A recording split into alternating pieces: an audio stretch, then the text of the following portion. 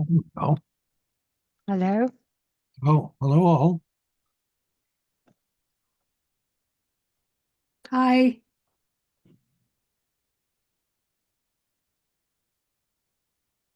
Hello.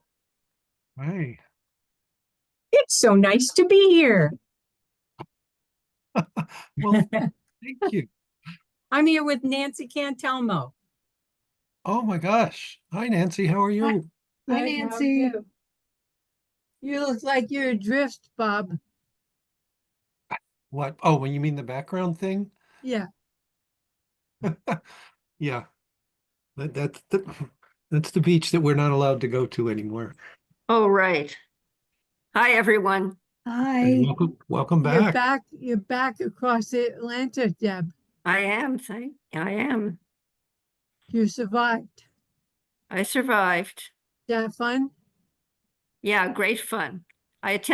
I think it was our previous meeting, but I had a little technical difficulty after a while, so You I checked didn't out. stay for the whole thing. And it Yeah, was the middle of the night when you were doing that. It was, yeah, it was 10:30 at that time. Yeah. Right. Yeah. the It was planning board 70. had somebody in Germany, so they couldn't attend. But I did not point out, well, we had somebody from Morocco and they did it. That wins some sort of a prize. I don't Hey, Bob, before we start, who's taking notes tonight? I don't know. We ask for volunteers. Not Julie. Oh, we miss Julie so badly. Not only because of you being our scribe, Julie. Thank you. I I miss agree. it. I miss it, but I'm happy. Er. Er. Um, Well, I could do it again. Thank you, Barbara. I'll get paper.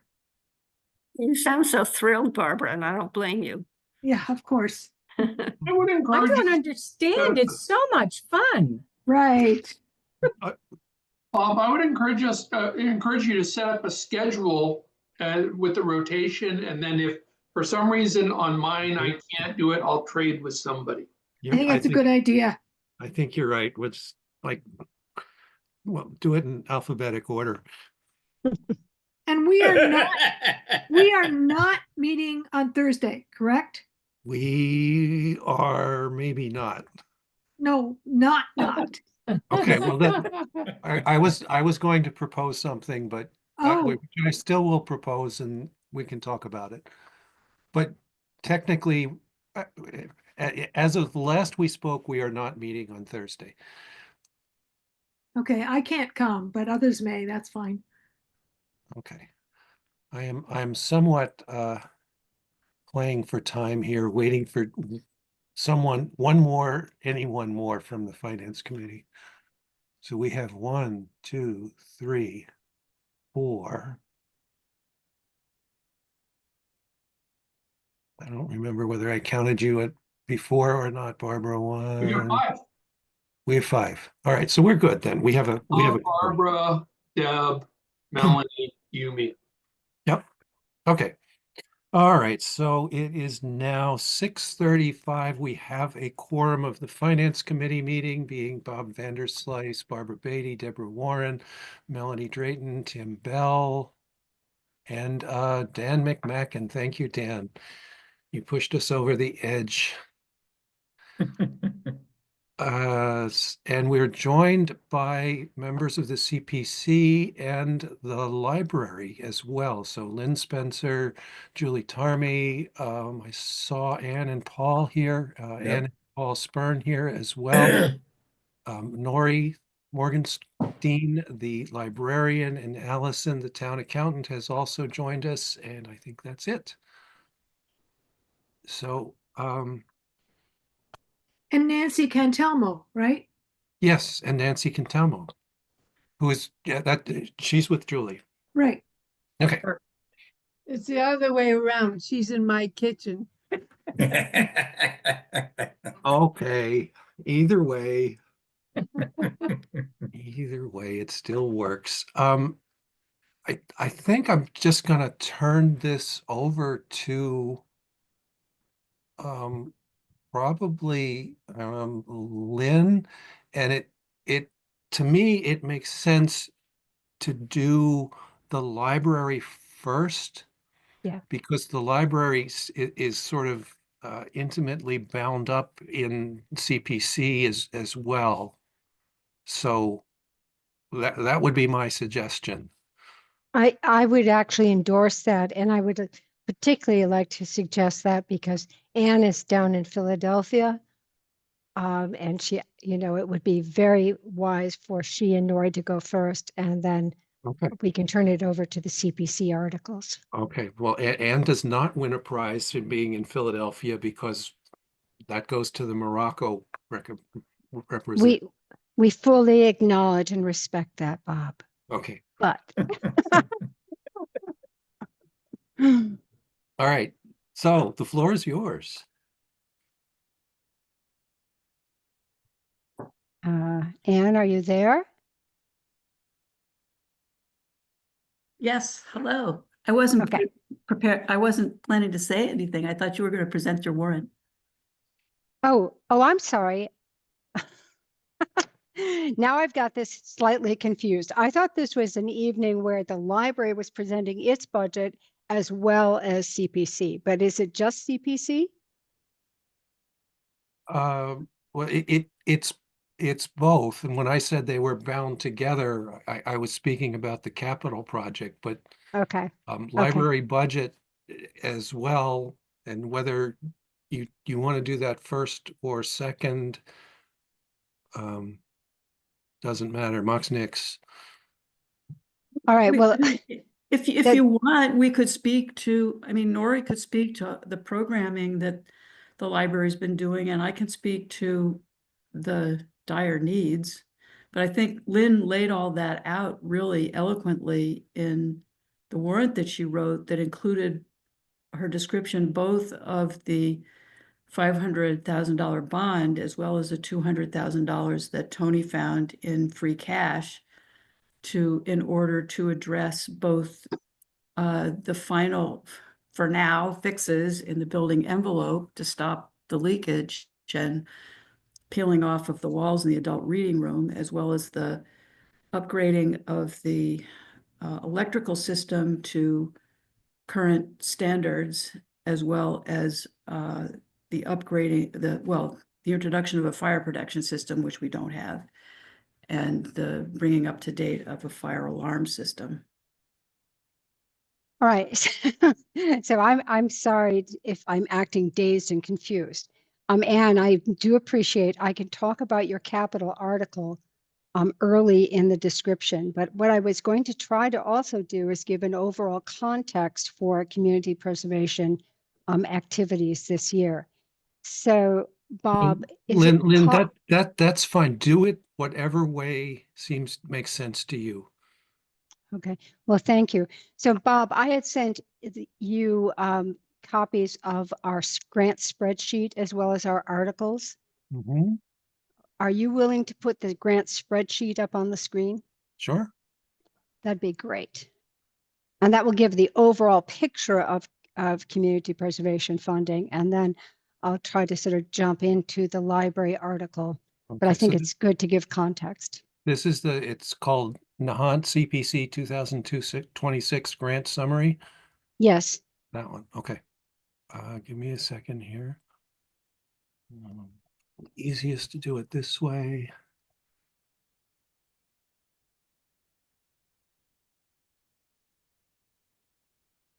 We'll put this over here. We will share. Um,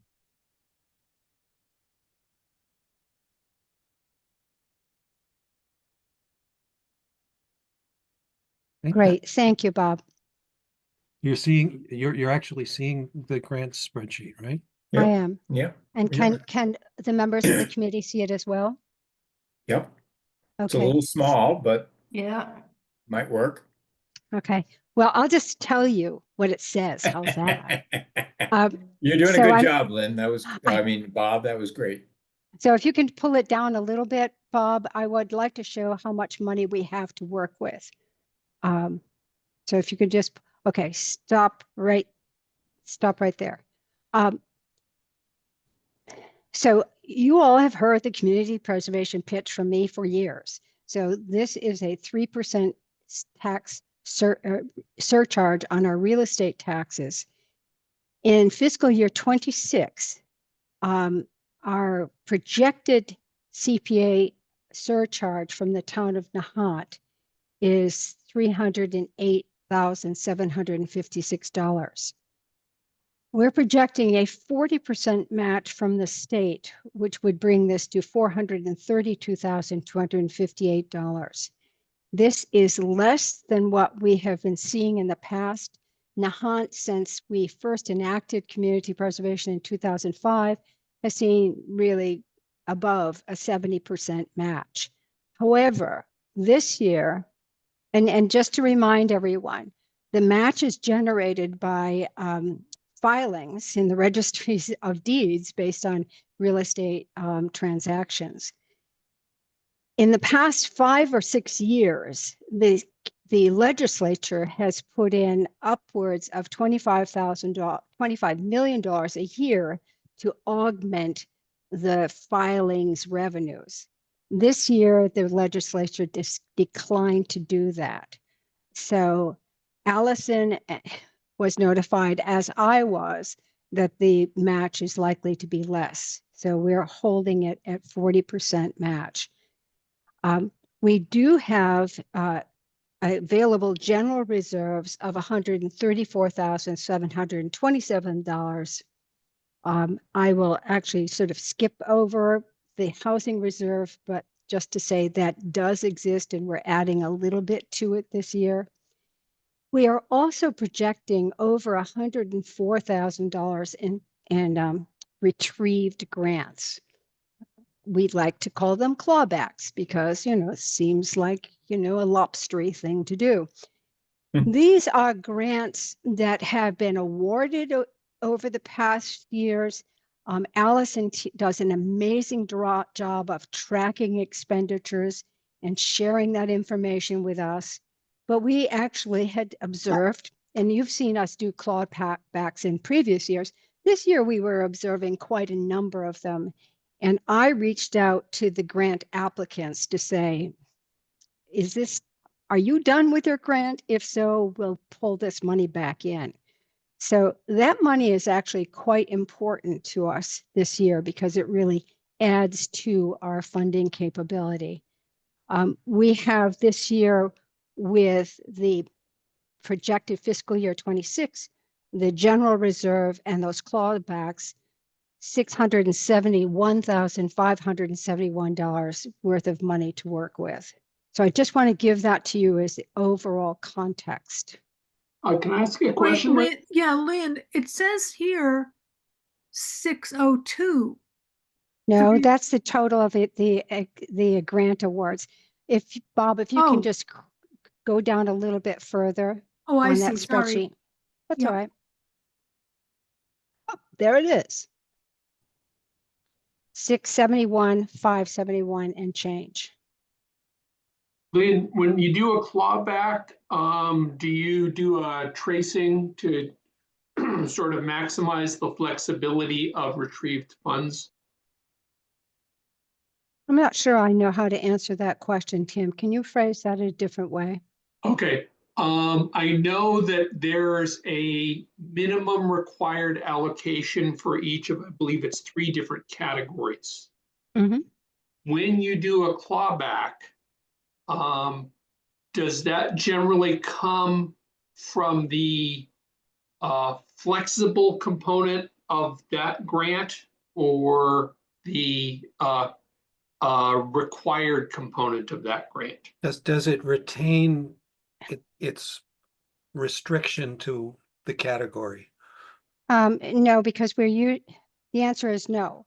We're usually well above the categories. And so, if we have a general clawback from open space and recreation or historic preservation, it just goes into the general reserve because we're usually well above the 10% minimum.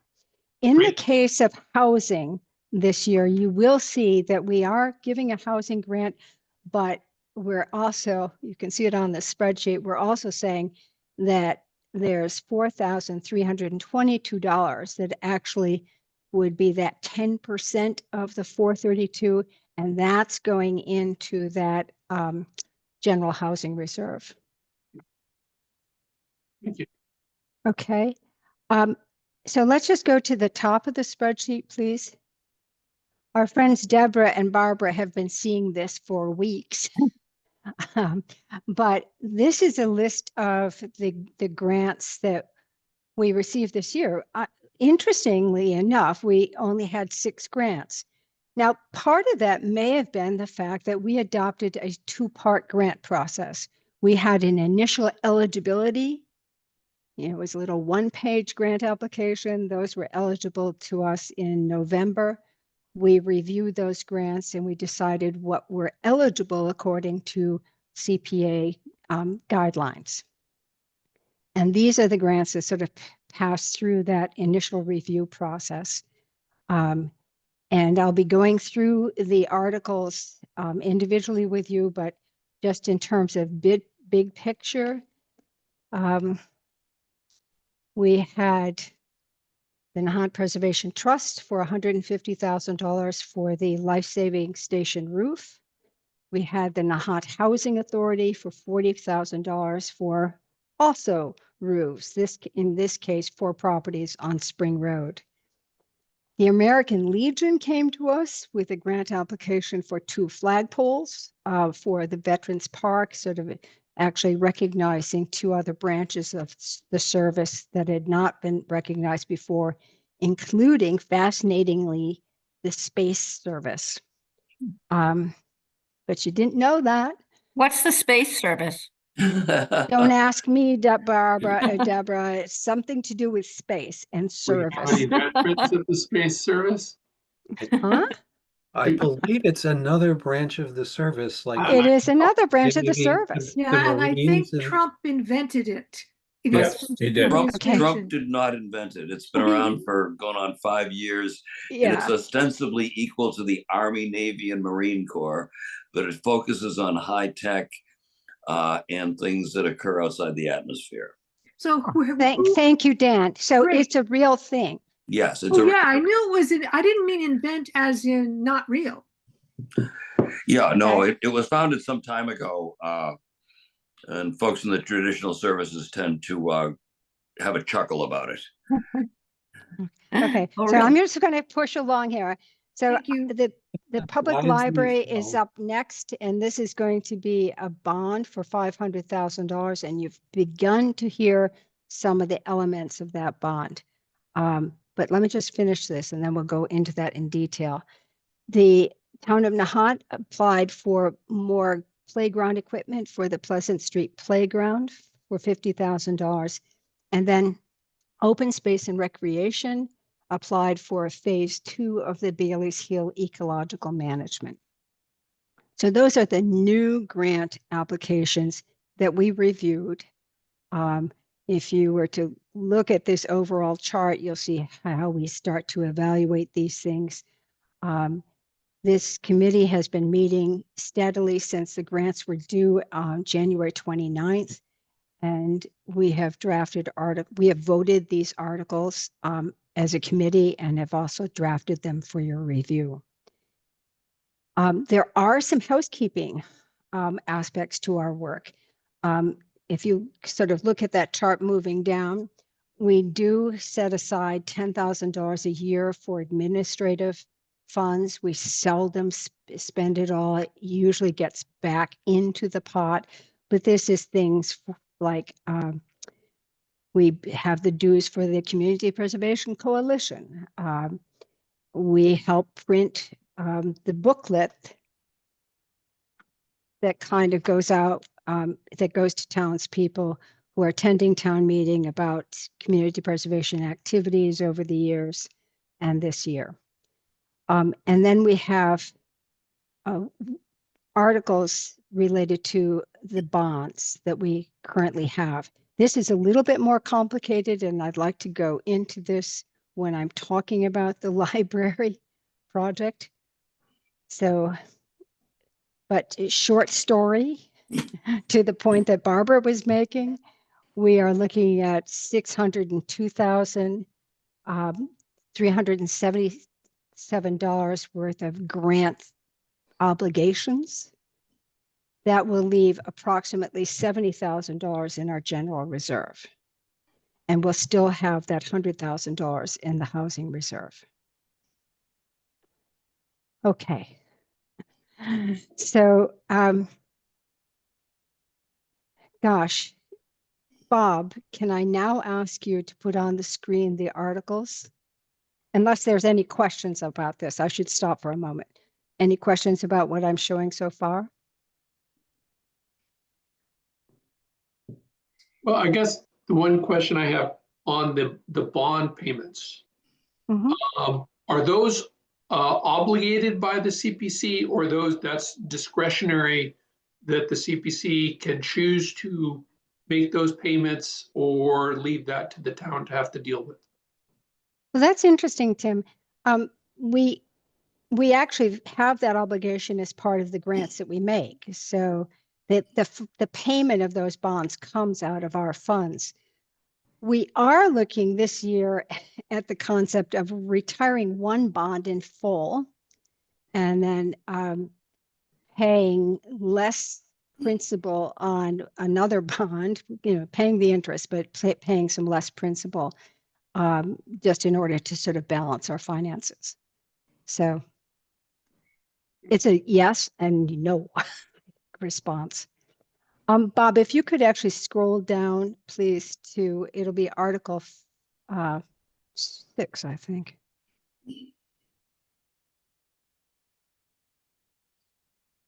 Yep. Yeah. And as usual, there's a lot of text with this one.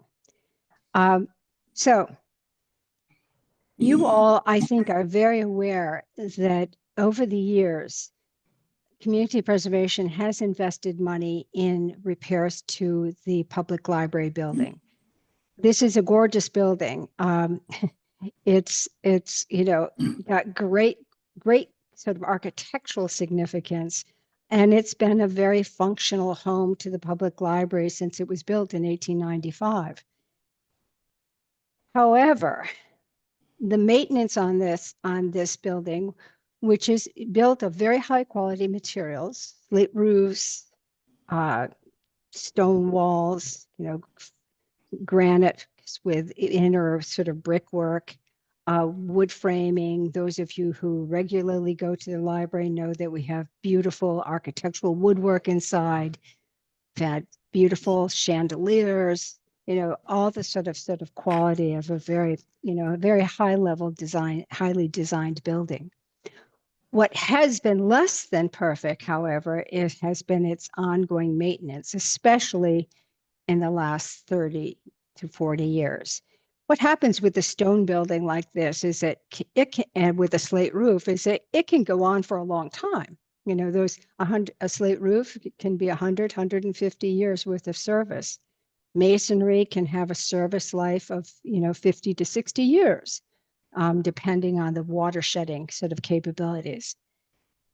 In the approximately 10 years ago, we encouraged the library trustees to apply to community preservation for a planning grant, for a comprehensive assessment of the physical condition and physical needs of the building, as well as looking at improvements for space usage within the building. That study, was completed in 2019, and it projected over $1 million worth of capital needs for the building, as well as, a healthy budget for improvements for space usage. Since that was issued, probably close to $1 million has been spent on various projects at the library. Notably, the complete reconstruction of the loggia that wraps around two sides of the building. That was a very substantial project. The steelwork was which supported that loggia, which is over occupied space below, but basically functions as a roof to that space. That steelwork was entirely deteriorated and had to be replaced in full. The sort of parapet had to be reconstructed. The deck had to be relaid. It was a very extensive project. Subsequently, there's been, selective repairs to roofing and to masonry. I have to say, honestly, chasing leaks. And that's what this story is about as well. So as Anne mentioned a few minutes ago, there has been deterioration of plaster in what is now viewed as the adult reading room. And Richard Smith, who has been the architect on this project since 2009, sort of chased down the source of that deterioration, brought in a mason to do some exploratory work to figure out what was going on, because what was seen from the outside looked like perfectly sound mortar joints. But what we found is that the inner brick backup had substantially deteriorated joints, and the kind of moisture that actually is natural to a load-bearing stone wall was actually, coursing down through that poor brickwork. This is a long way of saying that nearly $350,000 of immediate repairs was identified for dealing with the moisture issues on that building. In addition, the library trustees were adamant about at last dealing with what has been a long-standing sort of let's push it off kind of situation, and that has to do with the wiring. This building retains its original 1895 knob and tube wiring. Some of you will know what that means. Yeah, basically it's a ceramic cylinder. There's two of them, side by side. Cloth covered wires go through it, and those cloth covered wires, in this case, feed the beautiful chandeliers and whatever outlets there are, which aren't many, by the way. So the library trustees have really sort of made this a very strong case to say this really needs to be dealt with. It is a potential hazard to the longevity of the building, obviously, and to the people who are using the building. You can't actually plug in a small refrigerator at this point for library staff because there isn't enough service in the building. So upgrading the electrical service, replacing the knob and tube is a high priority. So that starts adding to another pool of financial needs. Lastly, that 2009 report strongly recommended the installation of a sprinkler system.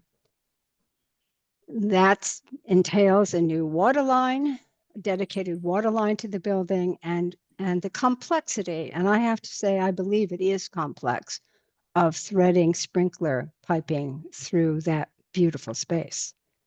And with that, there would be upgraded, the fire detection panel will be tied into that sprinkler system. So that added another $350,000 worth of costs, bringing the total need to $700,000. The library trustees have worked with Town Hall, with Tony and the Board of Selectmen, and they were able to come up with the proposal of transferring $200,000 from free cash, which will be dealt with in another article, and then applying it towards this particular project. Community preservation sort of swallowed hard, because it is a hard swallow for us, and said, we'll actually recommend bonding another $500,000 grant to the town meeting. So putting those two things together, coming up with that $700,000 budget. I should say that the library trustees, with the help of the Friends of the Public Library, have been able to actually pay approximately $50,000 in architectural fees from the from the funds that the friends have raised privately. So that's kind of outside of this. Those of you who actually love, falling asleep with a good book can read our article, supporting statement, because what we try to do is sort of give in that supporting statement sort of a précis of what I've just described to you. Planning over time, some investment, and a need for more. There's a lot of excitement at the trustees level about, the other needs of this building, and they are real. This doesn't solve everything. So, discussions are underway about a capital campaign, sort of really taking this to private funders, townspeople, and other funders who would be interested in investing in really expanding the capabilities of this space for children's programs, for adult programs, and so on. Anyway. What remains to be done? Well, there's a heating system, Bob, that still has its original steam piping. So while the boiler has been replaced at least once in the 100-odd years, it is a boiler that actually limps along. The engineers who were part of the report of that 2019 master plan had recommended replacing the system, basically employing heat pumps, which also gives the opportunity for air conditioning, which that building does not have. So I would say it's really the rest of the infrastructure. We only have one bathroom, and that is oftentimes there are lines for that bathroom when there's programs. You now have actually a very active children's program. So every day there's between 20 and 30 kids coming in for reading hour and so on. So actually the facilities, heating system, I would say, and facility improvements.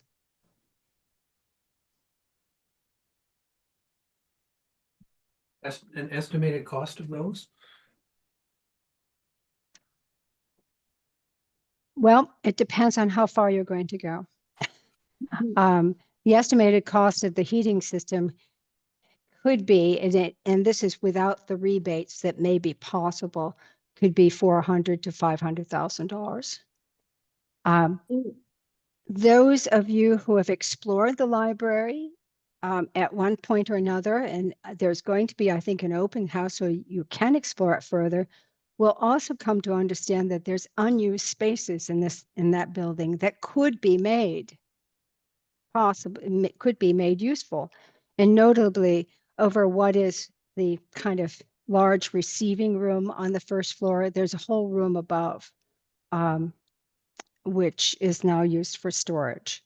And, the master plan, which has been updated, contemplates both improving a staircase to access that space as well as vertical access, an elevator, not an elevator, but a vertical lift to make that space accessible. And that could be, and I hesitate to speak because Nori's on the screen and Anne's on the screen, but those spaces could be made useful for the library in its various programs and activities.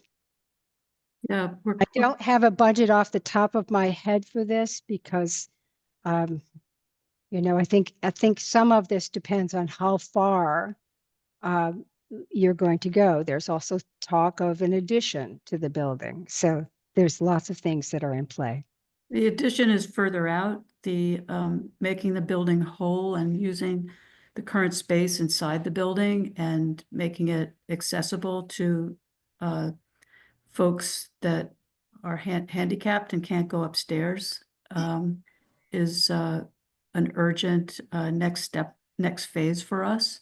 And we're seeking both a town-wide capital campaign as well as seeking foundation funds.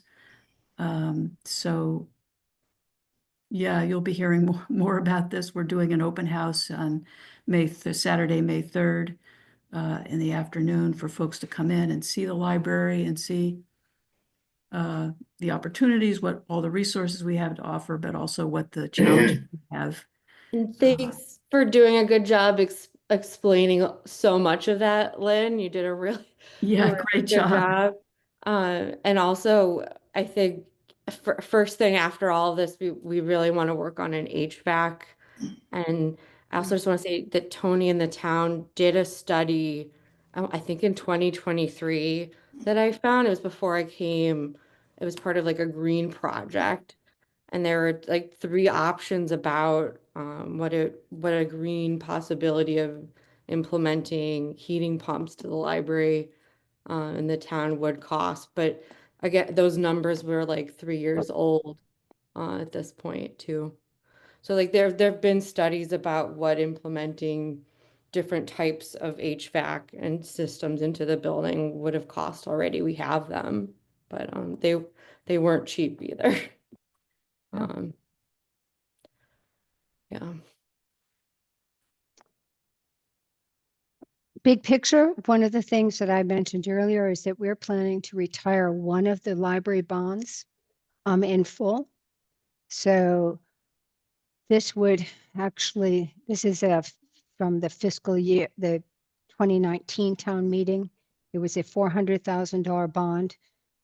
We would be retiring it in full with $184,060.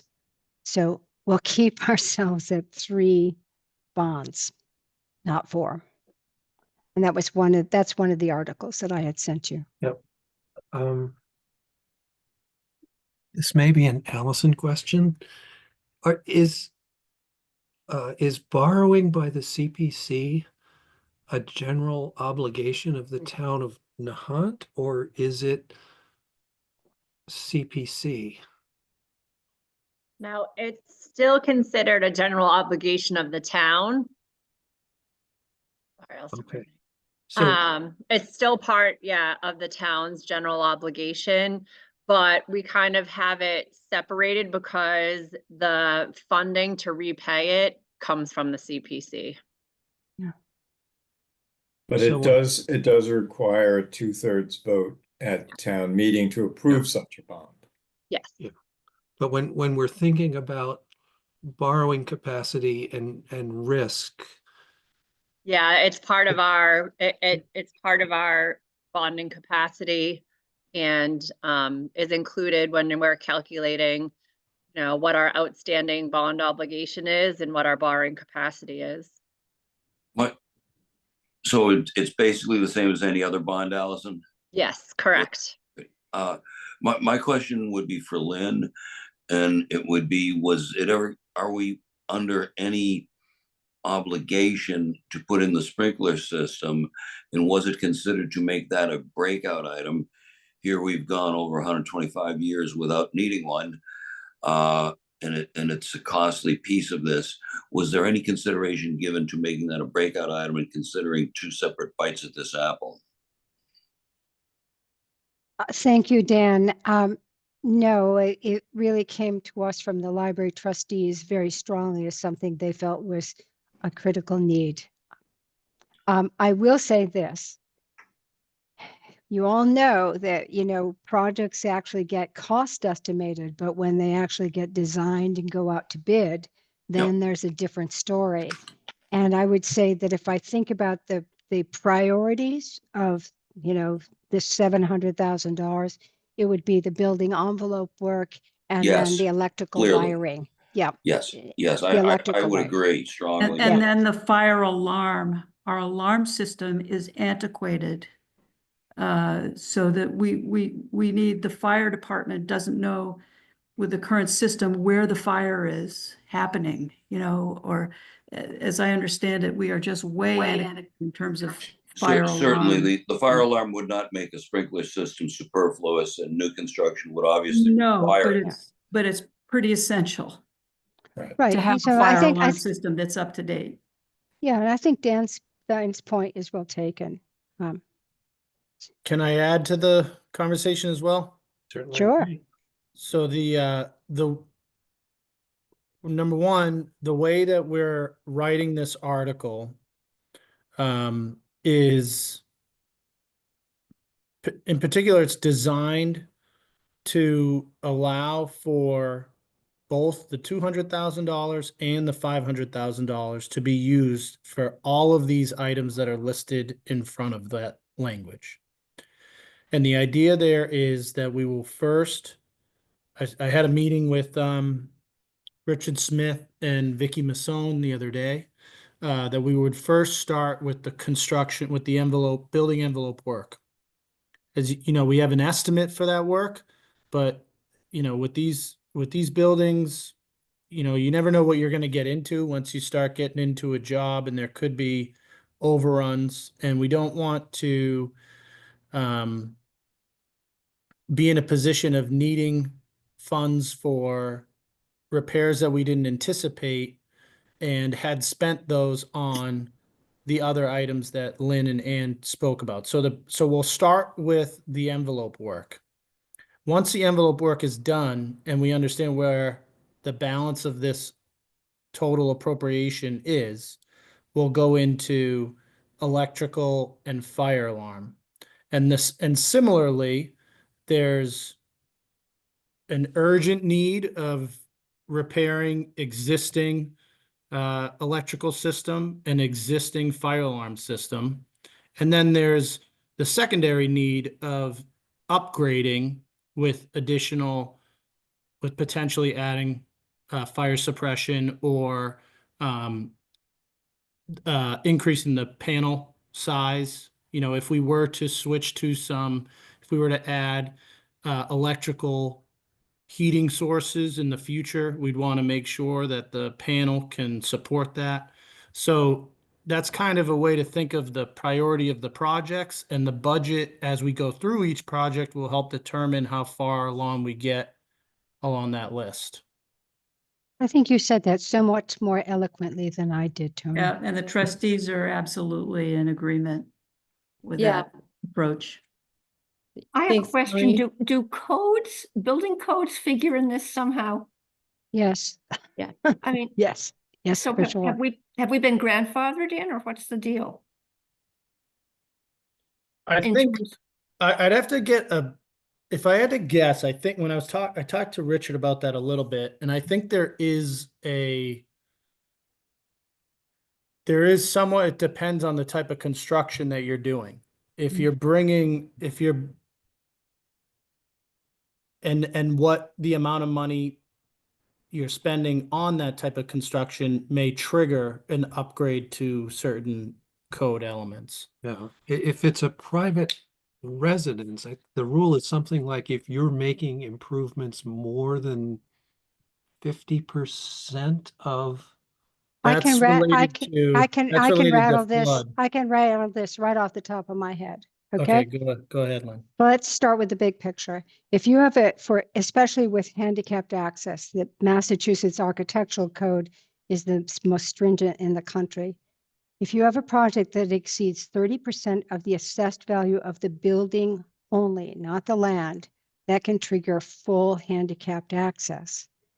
What was done in 1991, way back, was that the side entrance was made handicap accessible, and you have an accessible restroom. So the library as it is now sort of meets minimum standards. Interestingly enough, because of changes that were made over the last couple of years, most of the stack space is also accessible. The self-supporting stacks are accessible on the first floor. So, there are that's why the first floor of that building works pretty well.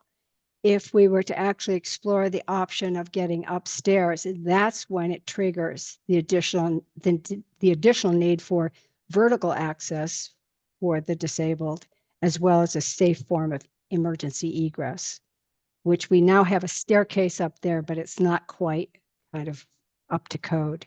So Richard Smith with Tony, of course, has actually been paying a lot of attention to the codes as we've moved along here. So Well, my concern is that 350, if it's actually being used as a contingency to cover cost overruns and scope creep and from undiscovered activity in the envelope, I rather we were more candid about that, and being able to evaluate the work on the electrical, which seems pretty critical to me. The fire detection system, fire alarm system, and of course things are going to be damaged by water, and the envelope itself seem to be things that we can't really have any choice on to preserve and maintain our stewardship of this property. And I would like to see the fire suppression, the sprinklers, which at 350 is a pretty hefty breakout item, to be an actual breakout item for evaluation. Sure. So Dan, I should say that 350 is both the knob and tube wiring, the fire detection system, and the sprinkler system. Oh, okay. I happen to think, and if you actually, Bob, if you could scroll down in that next paragraph a little bit more. So we don't have a clear breakout on fire suppression? Yes, we do. Okay. Yes, we do. So that, oops, stop. That was estimated, I hate to say it, Dan, I think it was estimated a little bit low, but was I do too. estimated I mean, it's at 150, it was I estimated at agree. $150,000. That seems way low to me, and I've done these systems. Yeah, and me too. So I was, the numbers came to us from Richard Smith. We poked at them. What you're seeing in this paragraph is his estimate for the envelope work is $270,000. There's $80,000 of contingency and alternates that add up to that first $350,000. And then, I saw the breakouts for the electrical, which was like $130,000, the fire suppression, that was about $150,000, and then about a $30,000 fire detection system. So, right. So he did provide breakouts of all of that, which our committee reviewing. His initial numbers were also from 2019, and then he had us increase them by 28% because of inflation. So the numbers are estimates, and and we were working with an estimated number from inflation too. So the initial number was, 6 years old, and then we were estimating with inflation numbers. But as like an added level of caution, in my discussion with Richard, should this article pass and be fully funded, the first procurement that will go out will be specifically to the envelope work. And then we'll go, after we're done with that work, we'll go into the other items depending on the budget, what we have left in appropriated funds. And we've also including in here costs for a project manager as well, to oversee the project. And because in the past it's been unfair for the librarian to take the lead on that, and I think it's unfair to put that on Nori as well, or the trustees, or CPC really isn't, shouldn't be the lead on it either. They're the funding mechanism. So what we'd like to do here is bring in a project manager that will oversee the Richard Smith and the contractor, and make sure that the priorities of the town are being met in the order that we're all on the same page about. That was a very welcome recommendation, Tony. We very much appreciated it. Richard did too, actually. He said, thank you, because I can rarely ever get in touch with you, Tony. Oh, ouch. I said, I get it. And it's not fair. It's a big project. There's a lot of different groups involved in it. There's obviously, we've done a lot in the past town meetings for the library. And I think the public would like to know or have confidence that there's, you know, a lot of attention to the process. And so I think it's the best thing for all of us is to have an extra set of hands on it, you know, working on our behalf. Yeah, you know what might help is if this were presented in a tabular form rather than in text. Well, that could be included as like a appendix. Yeah, well, Yeah. yeah. The project manager comes out of which figure, which bucket? Question. It can be any of it. Okay. And what do you estimate that? I mean, ballpark? The cost of this guy or woman? It could be anywhere from, depending on the scope of work, it could be anywhere from 5 to 10% of the total cost of the project. But it depends on the scope of work. Like, You I know, don't, I don't think what we'd be wise to fool around with this. I don't think our existing team has either the bandwidth or the expertise to run a project of this magnitude. Right, right.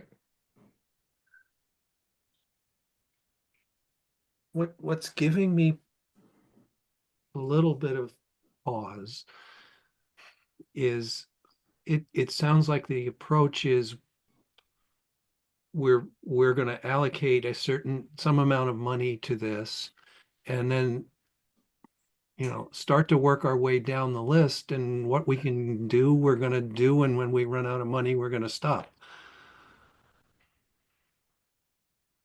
Unfortunately, as Lynn said, one, you don't really know until you go out for bid. Yeah, I get And it. then unfortunately with this type of project versus like a paving project or something that's very defined, you don't know what you're going to get into once you start making the repairs. You could find additional Mhm. damage that needs to be repaired.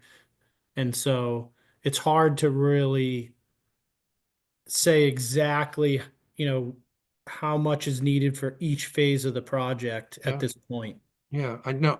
I get it. I'm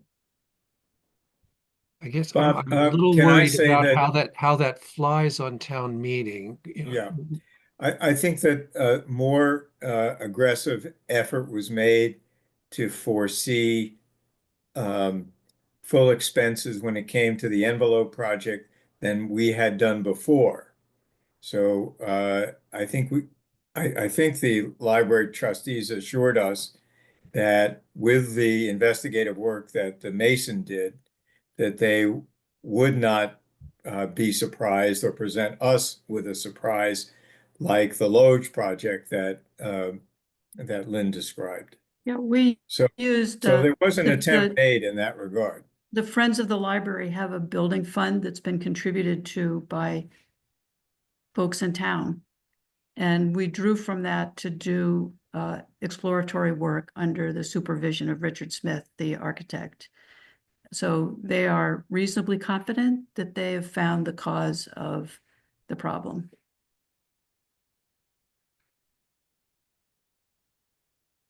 Because that was our concern, frankly. Bob, exactly yours.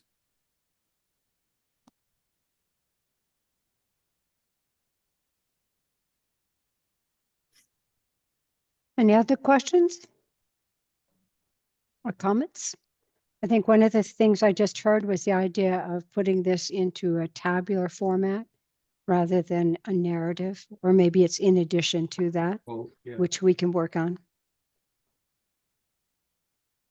I was thinking, Lynn, that would that be when you do the CPC booklet for town meeting? I know it gives a history of all projects, but does it also go into a little bit more detail about the projects that are being proposed for town meeting? No, I usually have the old history and then I include the articles as they were presented to the town meeting. Okay.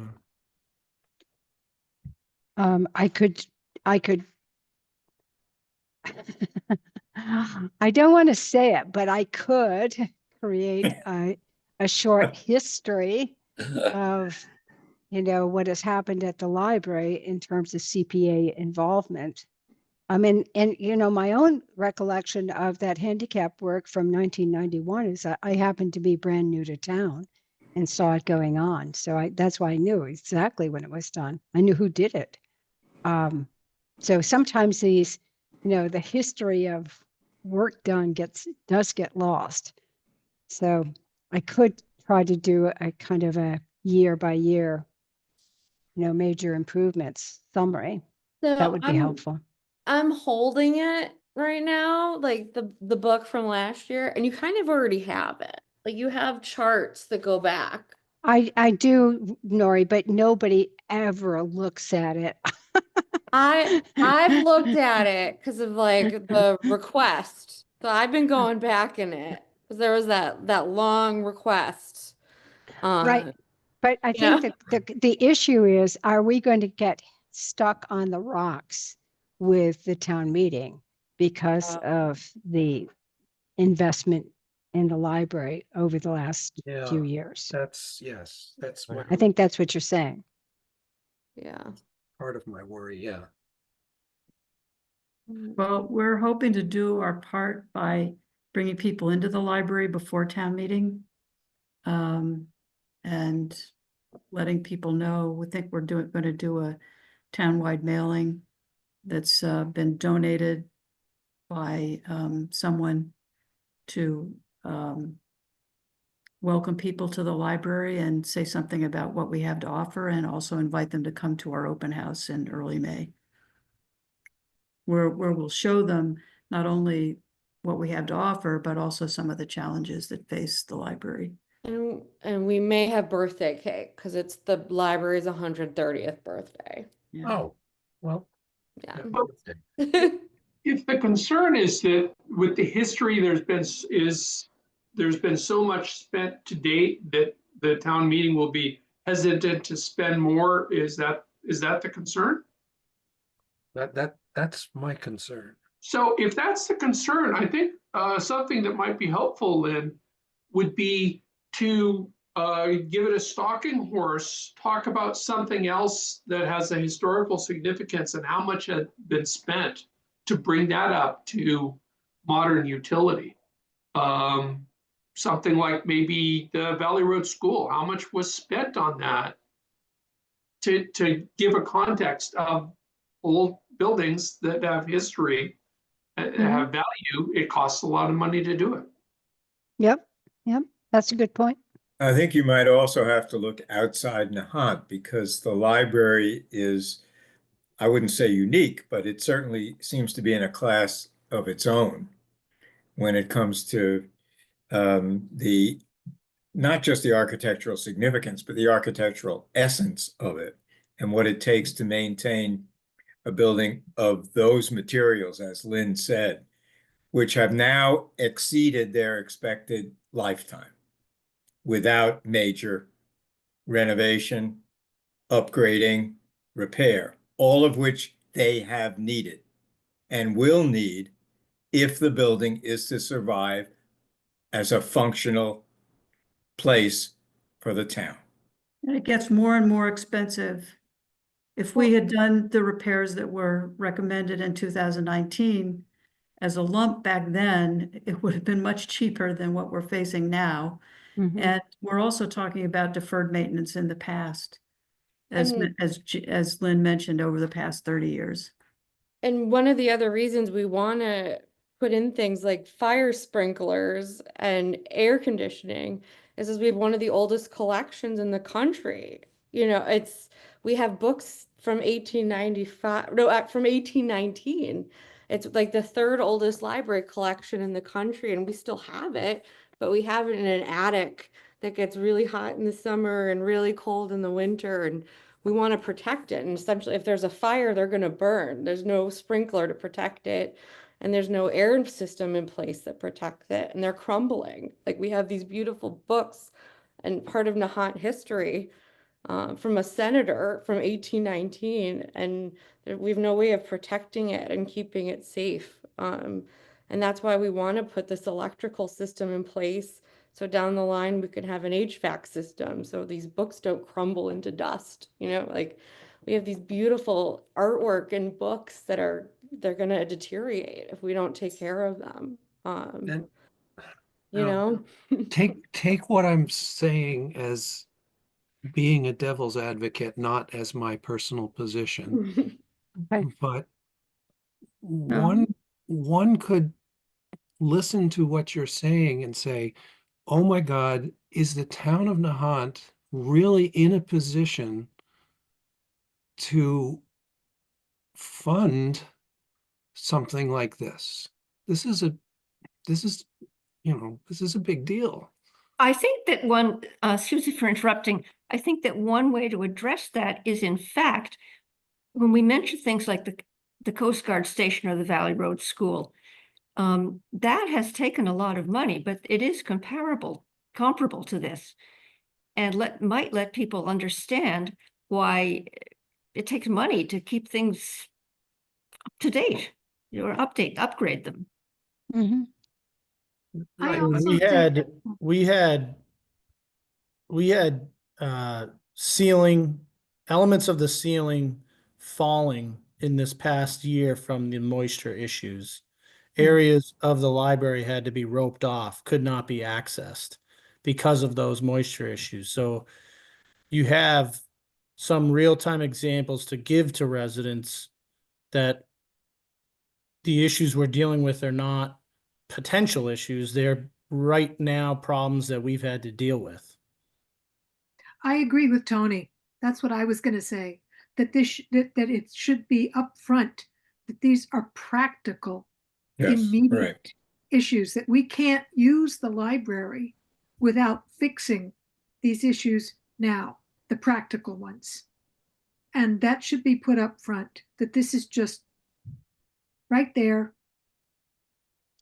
But Has some to of be the, done. that was another, Bob, your devil's advocate comment is something that we've talked about in the CPC meetings as well. And that was one of the reasons why, that was one of the elements of that project manager where that kind of was born, was if there are concerns from the residents about previous projects that ended up being major investments, and, are the projects, being managed properly, bringing in a professional project manager to oversee the projects may give them some additional comfort. I'd just like to throw in one more thing. Bob, I think, mentioned putting some of this narrative in tabular form. I think another thing that is legible is an outline form where you would present this. It's sort of a compromise between prose and the tabular. So it's just something we could think about in presenting the information. But Lynn, I don't want you to, I know how much work you put into writing this. And it's very well written. So I agree, tabular and outline, and maybe we put those, up front and put this in an appendix. But I don't want to lose this as an appendix, at least. Oh, no, I wouldn't tinker with this much at all. Right. I agree. I agree. Well, I can work on the suggestions that have been brought up, because I do want to make this understandable to everybody. And I know people can see, they take in information at different levels. So we'll work on that. And did you send this to me too? This text, did you send this to all of us? I would love a sample of this. Oh, I think this was sent out to all of us. It was? Okay, good. Oh, yeah. I copied you on it, Nori. All right, thank you. I apologize for being a little bit, slow on this stuff. But another question I would have as a random town meeting participant is, wow, we've spent a lot of money. You want to spend a lot more money. And is it going to be a lot more money every year for the next 10 years as well? Or is this going to get us to a nice level where things are under control. I think you've got a great point, Tim, and I think it was brought up earlier. How much more are we going to need here? And I know I'm kind of hedging on that a little bit because part of it depends on what the trustees actually take on and with Nori as their initiative. Whether they want to capture that space upstairs, whether they just want to settle for an HVAC system, in the building as it is today. So Well, we need there's we need the HVAC system. And we're committed to raising the funds to create more space within the library. But that's And out of this request. but that's not part of this request. And we will be coming out to the town, not through town meeting, raising money, but to people privately. Our ambition in our capital fundraising over the next year or so will be to get a majority of households in the town to contribute.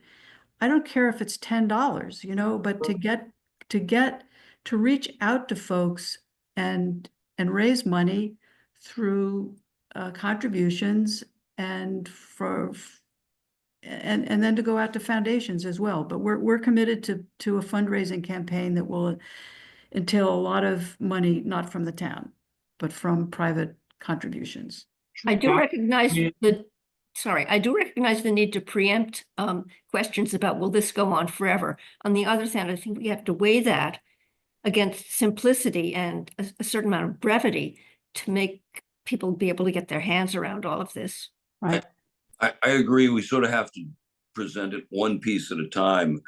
I mean, I think to answer Tim's question, we're looking at an $80,000 bill for a project manager estimator to give us the solution for world peace here. I don't know that we want to do that. I would be happy to do this in increments. I think that's going to be more palatable to the town. I also think that we need to be to reflect a gracious amount of contingency on these projects, because I think the quality of these numbers, being 6 years old with a factor being put on top of it, may or may not be tremendously accurate once we RFQ this thing. Yep. Mhm. Even if it doesn't have numbers, I'd love to see just the broad outline of the future expectations. I just don't like the idea of, well, okay, this is this year. Yeah, we'll tell you next year. Well, Mhm. our hope is speaking for the trustees, our hope is that this year is making the building, dealing with the emergency situation, and then next year going after HVAC. And beyond HVAC, Raised privately. and beyond HVAC, we'll raise privately. Which is great. Even that to me would be super helpful. Just to say all of that Just to say that sentence. and just be transparent. Yeah. We can do that. We aren't implying that the projects in the past were mismanaged, which is why we got here. They were not tackled when they should have been, which has caused some of our problems. Thank you, Nancy. Yes, Point we exactly. need to make. But yeah, we could do, I mean, one of the reasons we want to update the electrical is so that we can have an HVAC. We can't even have one with our electrical system right now. We can't have a refrigerator, that's, we want to have an electrical system in place. So we have modern technology in a library. And doesn't some of our ability to get grants to some extent depend upon that? Yeah, Yes. it does. So as Nori explained, the electrification study was funded through green community funding, grant funding, and upgrades to the system, some of which could be eligible for green community funding as well. The state is extremely supportive of pushing electrification. However, some of their support is hinged to full electrification, which could be problematic for the library. So we also had the study explore supplemental options of electrical heat source pumps, heat pumps to the existing or upgraded system. So it's there's a lot to, when we get to that point, there's a lot more to weigh out as options. But as far that's the not type part of of this Down the project. year's. line. Yeah, that's Yeah. down the line. And I might have questions for you later about it. All right. Well, I think we're looking at getting this into a bit of clarity that we can say yay or nay to, and possibly have it be some kind of increments. And I think we need to be generous on contingency. And then I think that would be sufficient data that that FinCom could evaluate this for our recommendation at town meeting. On the electrical and on the fire alarm system, I think it's fairly simple to break those down into, the fire alarm is upgrading the existing system is estimated at this price, adding suppression is estimated at that price. Electrical upgrading from knob and tube to, just replacing what we have and upgrading the system is estimated at this price. If we need to add more, like a panel or whatever we need to do to be prepared for future upgrade to HVAC, would be estimated at this amount. When you get to the building envelope, we have a pretty solid estimate of what it would cost to fix the moisture issues that currently exist today. Where it becomes a little unknown is repair to unforeseen moisture damage once we get into the project. Lynn, I have another question here, and on the electrical component of this upgrade, obviously the existing wiring is risky, inappropriate, and dangerous. The price of adding panels that have sufficient amperage to cover these heat pumps in the future HVAC project, is that baked into this, or is that to be in the future HVAC project? Because I think it was supposed to be baked into this, Dan. Yeah. Okay, because that is probably a significant portion of adding amperage to that building and adding new panels that can support that kind of demand and load. Yeah, I agree. But it would So be that's foolish here to come now. back next year and propose or in the next couple of years, propose an HVAC system and then have to go back in and add new wiring. It Right. wouldn't be, I'm not talking about the wiring. Obviously, the units themselves need conductors and conduit to them, which would be incremental in that project. What I'm talking about is as we pull power from the street and go to the main panel, and the amperage that main panel can handle. So that is a fairly pricey activity. And if we're getting it now, I'd like to know about it, or if we're going to get it in the future as part of the HVAC upgrade project. I think that should be manifest. It's either or. Right. Either we get the amperage now for the future, and we don't know what the amperage is of these HVAC units. So we're kind of guessing how big do we make it. So I think it's a fairly vague area. Yeah, some of that's dependent. Again, I know it makes it a little uncomfortable, but some of that's dependent on how much money we have left after we complete the envelope work. And we can cost estimate them out, but can't really say whether it is going to happen or isn't going to happen, because it's kind of dependent on how much money is left. And then additionally to that, $200,000 here is contingent upon Article 6 passing first, the rescinding last year's funding. So it's hard to say before town meeting what you're definitely going to be able to accomplish without knowing what the budget's going to be and what the envelope work ends up costing. But I think we can estimate the costs. It's just what I just think it's hard to say.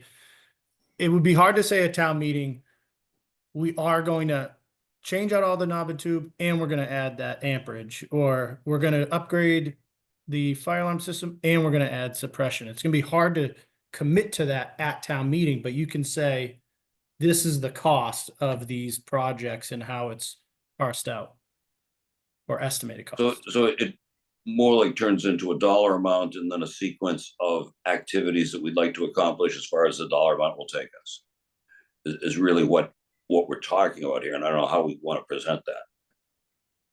I hear you, Dan. I actually do.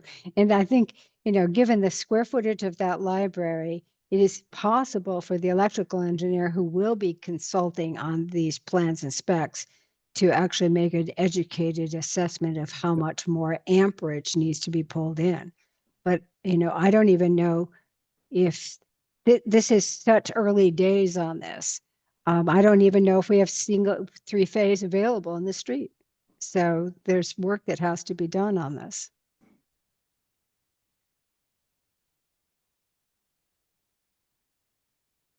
But I think Dan's point is, what's the risk and what's the exposure? And, how much planning have how much knowledge do we bring to the table with these articles?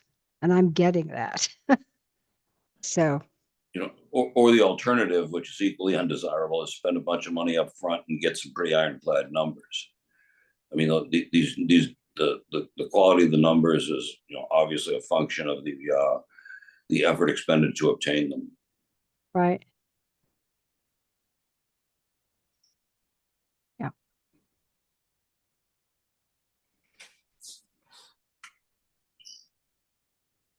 So what do we see as the go forward plan here?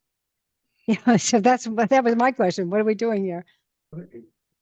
I'd like to get this into something that the FinCom can vote yay or nay. Podcast from Charles Schwab. Each week, hosts Liz Dan Saunders, Schwab's chief investment strategist, and Kathy Jones, Schwab's chief fixed income strategist, along with their guest. There we go. Sorry about that.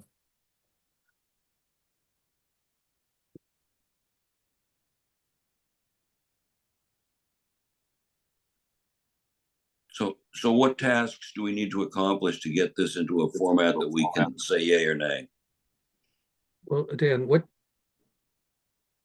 what do you view as what we need, or what's missing, or how does this need to be recast? I'd say hold the number or bring the number down 100, take out the sprinkler system and phrase it as a contingency. I think a lot of these numbers are just light. I think they're very optimistic.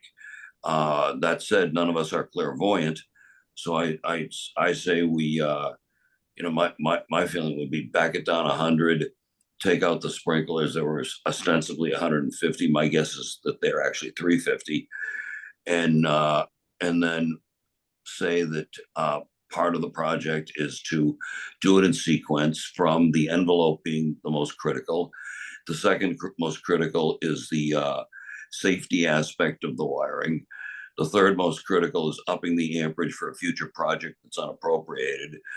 And the fourth thing would be the fourth priority is the fire suppression.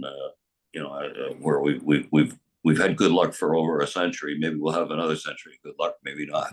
Yeah, maybe not.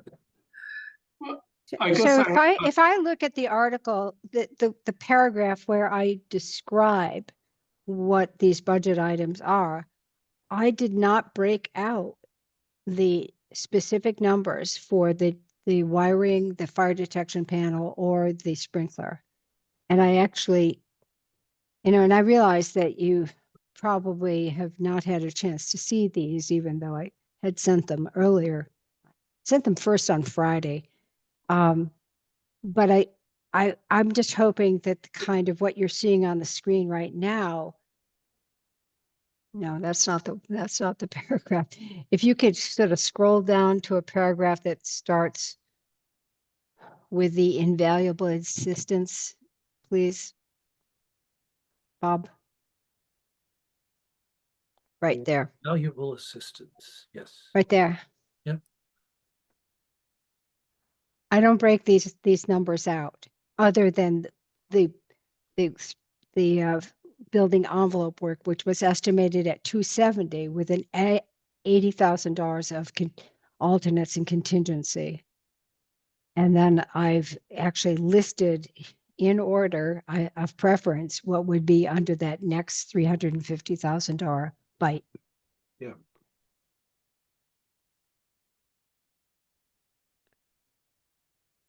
Because I agree with you, Dan. I don't think we know enough about these numbers to Yeah, be specific. Exactly, Lynn. I think it's a capital limited sequential project. Yeah. We'll go as far as we can go with the dough that we got.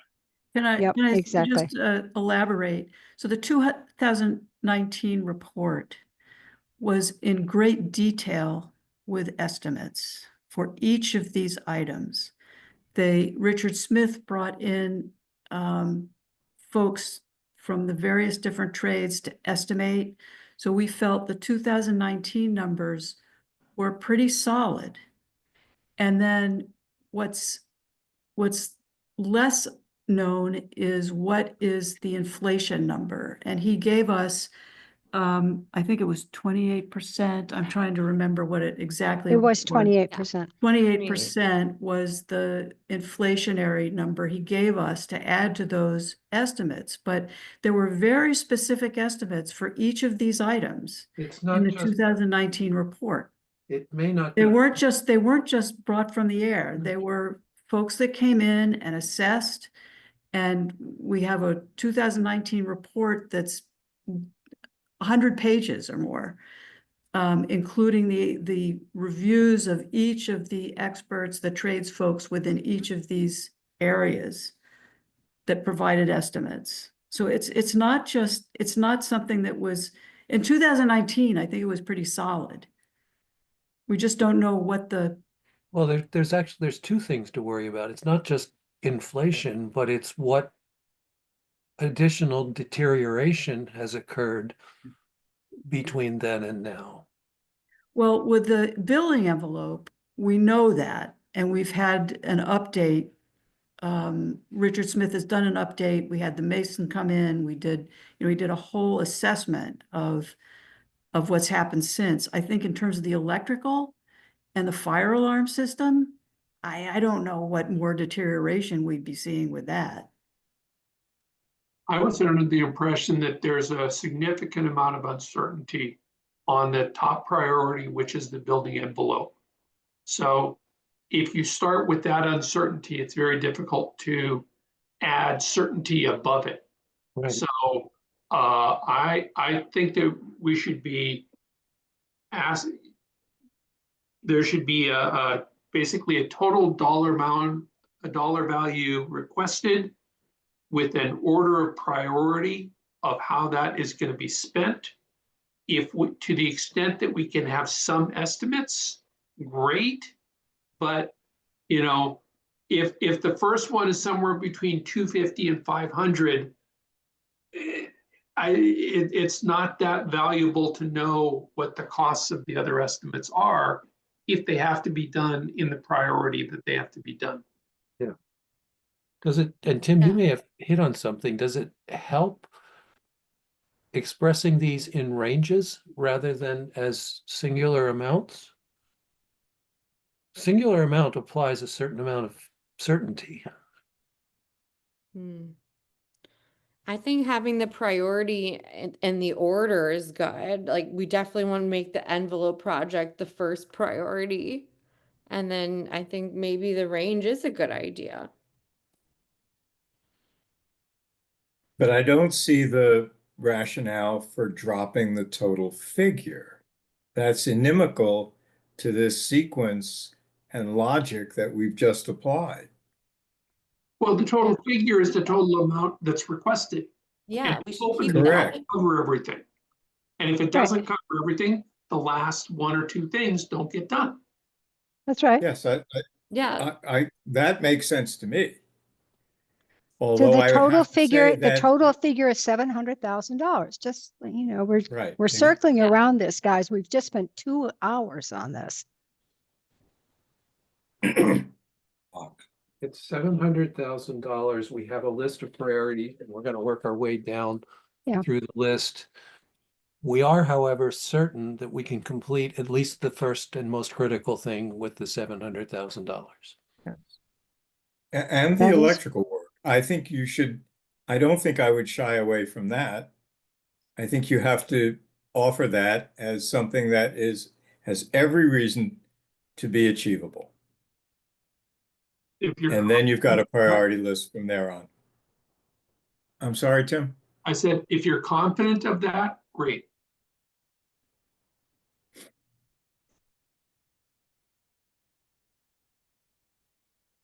Upgrading the existing electrical. That's priority 2. Priority 3 would be upgrading the existing fire alarm system. Then you go to priority 4 and 5 are additions to the electrical system and additions to the fire alarm system. Right. It sounds like a set of bullet points. Yeah. Sounds like a numbered list.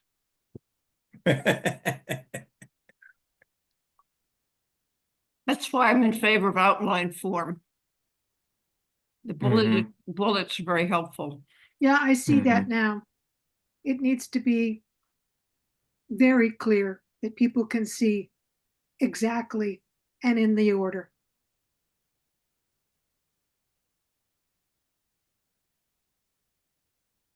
It does that become part of the article itself or part of the motion, or is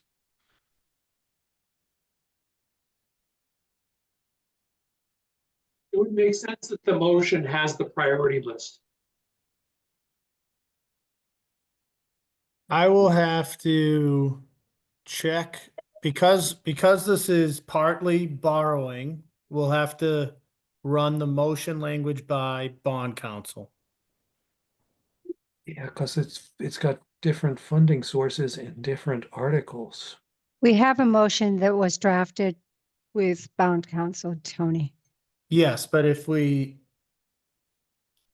think Bob was asking to add, to include in the language for the motion, the priority list, that I would have to double check with bond counsel on how that would get Sure. drafted.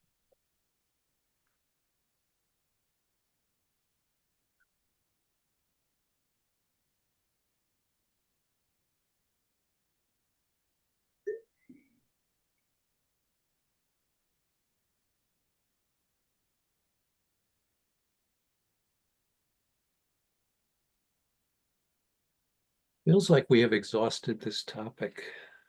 Yeah. Okay. So what are our action items here? Lynn, you're gonna I've got recast this. I've got 5 pages of notes here. All right, but it at minimum, it needs to be clear that there is a priority list and this is what the priority list is. Yep. Tony's going to check with bond counsel and see if it's even feasible to include that priority list in the motion itself Feasible or required. or required. Yeah. Thinking from the trustees, I think this is really helpful, this priority list, because it's one that we can agree on. And it makes things more sensible to people in the town that there are a set of priorities, and it speaks to the issue of, are you going to come back again? Well, if we aren't able to fulfill all of these, we have to come back again, but we hope that we're going to be able to fulfill them. Yeah. But even if it can't be included in the motion itself, making sure that it's clearly written in the documents of the FinCom book, that it's stated during the discussion on town floor. That will be, important as well, and should cover us if it's not able to be included in the motion. Yeah. I mean, town meeting tends to like certainty or more Agreed. certainty rather than less certainty. Agreed.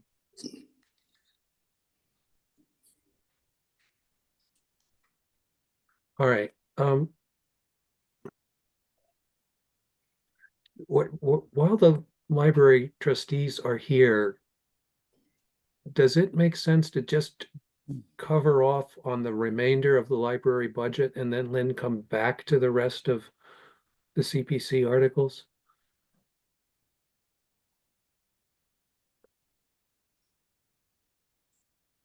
It's up to you. What remains on the library? I don't know, but my one fundamental question is, have we hit the magic percentage number? No. Oh, Oh, Nori, no. you mean the percentage number for materials? Yes. Nori, are you on still? Yeah, I'm here. What do Does you our mean? budget, what Bob's raising the question is, the required expenditure on materials? Oh, the MAR? Yeah. Yeah, no. But we got a little bit closer this year.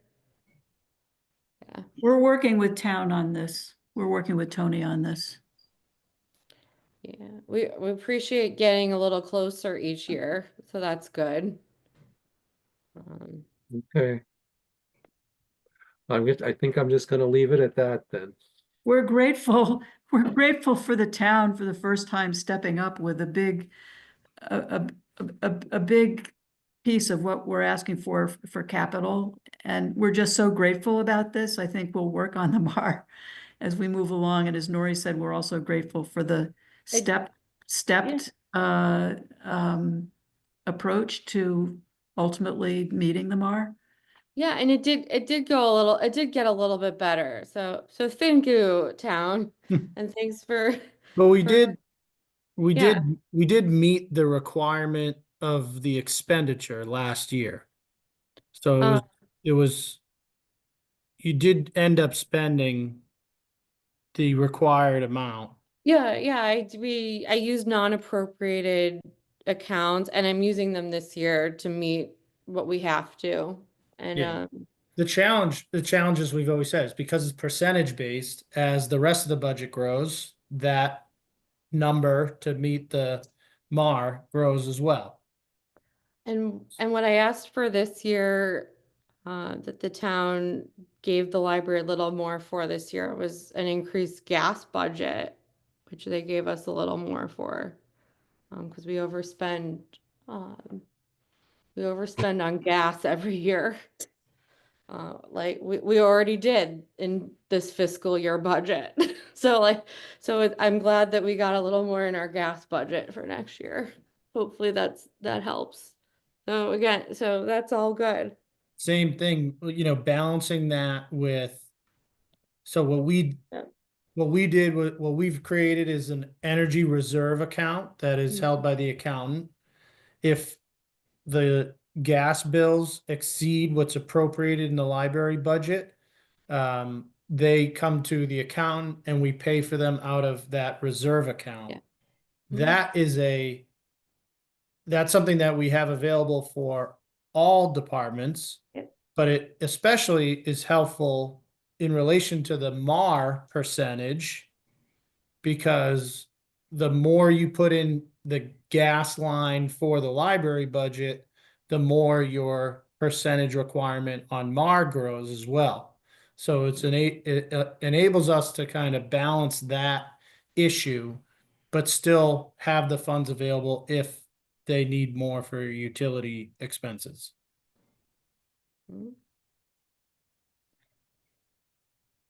Yeah. Okay. So I guess then we, do we need to cover off on anything else in the library budget, or are we good? We're good? All I right, think we're good, and thank you. all right, Thank you Thanks so for much. talking We to us really tonight. appreciate the support. Yeah, we really appreciate it. Thank you. And thank you, Allison, who's in here too. Thank you. Thank you, Tony. Thank you guys. Nori, if you're gonna hang around, I think if we're gonna keep going through the CPC articles, when we get to the Pleasant Street Playground, it'd be good for you to be there for that talk too. Sure. Yeah. all right. Then Lynn, I'm gonna return the floor to you and we can go through the rest of these in Okay, in thank you, whatever Bob. order makes sense to you. Right. I will just move the screen up and down as instructed. Thank you, Bob. And this was a lengthy and detailed discussion, but I think we did get some high points out of it. I will actually work on recasting this supporting statement so that it features the, prioritized work in the way that we just discussed, and shortens, so sort of makes it shorter and snappier for everyone to be able to consume. So that's a draft that I need to get back to you. Otherwise, let us, since the playground was just mentioned and we could let Nori go earlier, let us go to Article 4. It's going to be just in front of this one. Yep, right here. Oops, stop. So if you could just go down the screen a little bit, short article. This was an application from the town of Nahant with the Recreation Committee to add additional playground equipment at the Pleasant Street Playground. Just as a little bit of history on this, one of the very early CPA grant applications was a matching grant to a group that was formed called Come Swing With Me. And at that time, I think this was probably around 2007 or so, the playground equipment that you now see at the Pleasant Street Playground had been installed. What the recreation group has come back with is actually expanding some of the learning opportunities and recreation opportunities with equipment that really actually is designed to promote, as we wrote here, sensory and cognitive development and serve neurodiverse populations. Children learn and grow at different rates and in different kinds of inclinations. And so Tony with his advisors came back to us with actually a definite list of playground equipment. One of the things that we actually as a committee advocated for is choosing elements that will complement the architectural presence of the library, and quite honestly with it, the town hall across the street, be inclusive, age appropriate, and durable. This is a substantial sum of money. There's no question about it. As Tony will actually vouch, purchasing and installing this kind of equipment can be expensive, and we see what he was able to accomplish with the Short Beach playground equipment, that is really, really fun and specific to that beachfront kind of environment. This will be a little bit different. So that's what we're recommending. And this would actually be supported with in-kind labor from the Department of Public Works.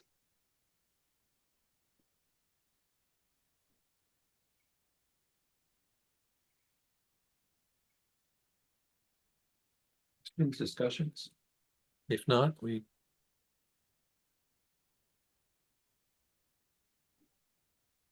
I can send the FinCom the material that we share with the CPC that shows some of the pictures of some of the different equipment that we were looking at. As Lynn said, we worked with New England Recreational Group, which is our playground consultant who is certified on the state contract, state bid contract that we worked with for Short Beach Playground. The equipment that is existing at the Pleasant Street Playground is in really good shape. Doesn't need, any major repairs. So this is adding a new equipment to the existing playground. Some of the benches and picnic tables need to be replaced, but the stationary equipment is really in good shape. So this would be adding interactive structures like musical elements, things that kids can, identify colors, shapes, things of that nature. We also looked at potentially adding some playground style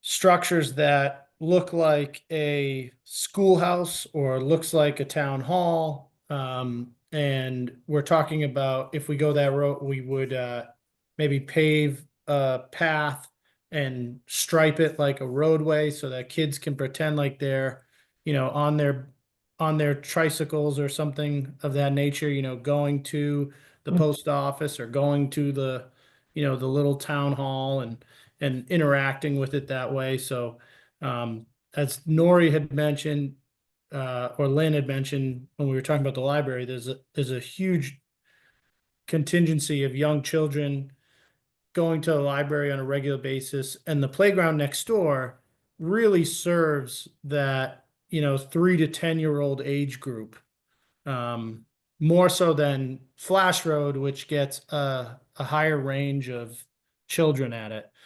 So it's age specific to younger children, and the equipment is designed, really for them. So I guess I would add, I frequently, several times a week, walk the dogs past this playground, and it is almost always occupied by anywhere from, two to 10 kids. And I would also ask, as we start to get the kids used to going to town hall and becoming involved with civic affairs, that FinCom gets first dibs on new members. Yeah. It's a good point, Bob. Yeah, really good point. And the town, a couple years ago, we brought in this New England recreational group to help us do an inventory of our existing playgrounds. And we have a general playground capital plan. The top of the priority list was the Short Beach Playground. Pleasant Street was number 2. Flash Road is going to be looked at through the Flash Road master plan, recreation master plan, and that process will take off this year. It actually already has started, but it's really going to take off this year. So we're kind of following along this general capital plan for our playgrounds with this approach.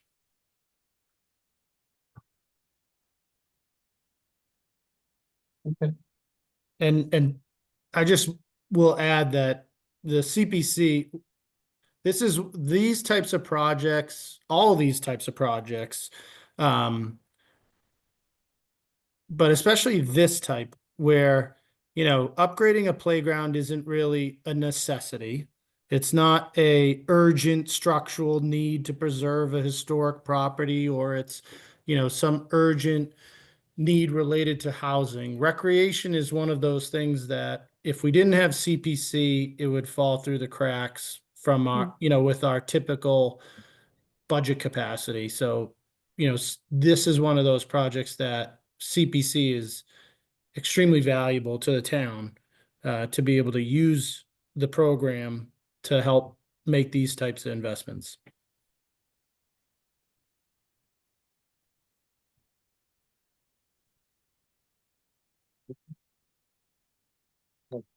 Any other comments?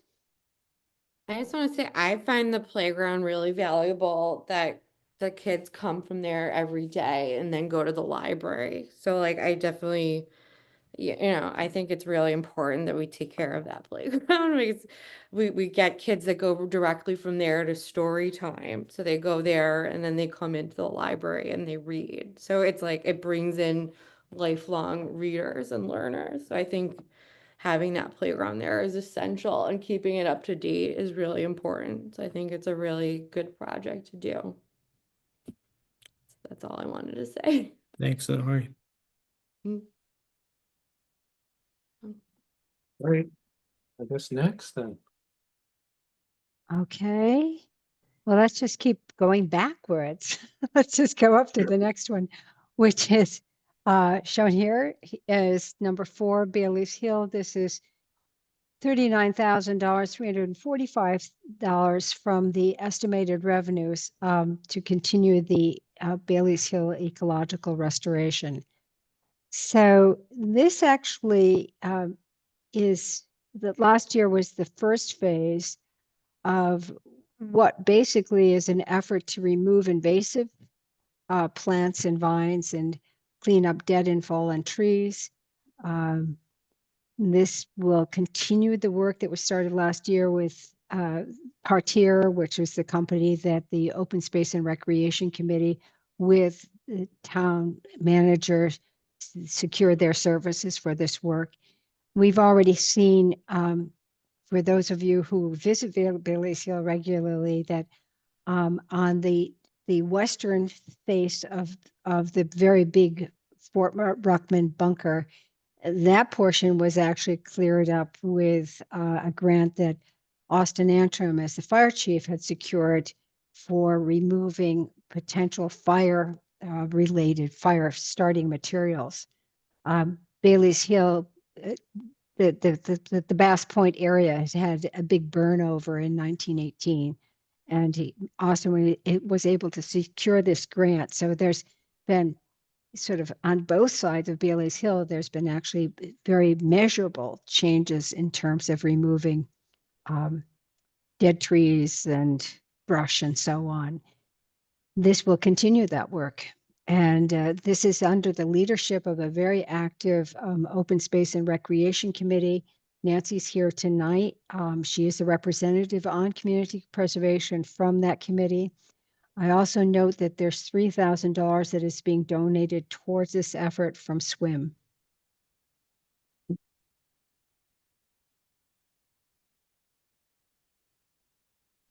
So happy to hear any questions or comments.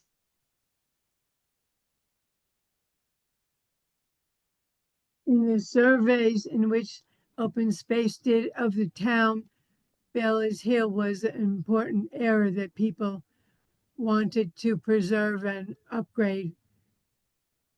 And it has been viewed as a multi-part program with a lot of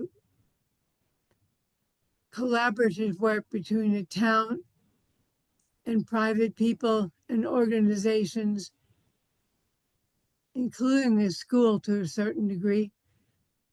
Yeah. And that collaboration has been invaluable to spreading the idea of restoration, ecological restoration.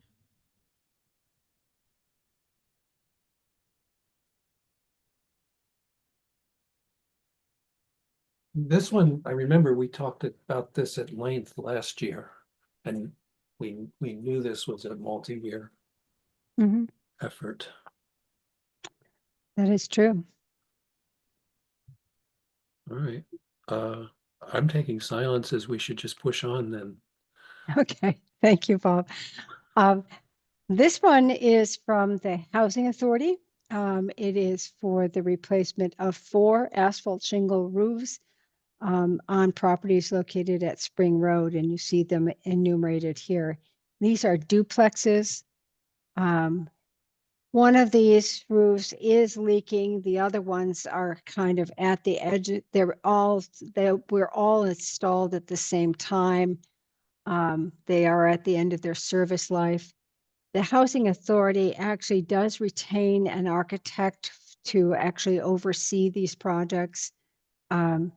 CPC through the community housing portion of our sort of programs has actually done a substantial amount of work on Housing Authority buildings over the years.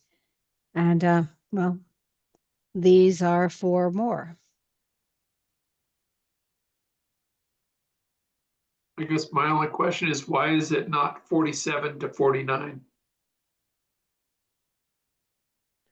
I think I made a mistake. Okay. Thank you.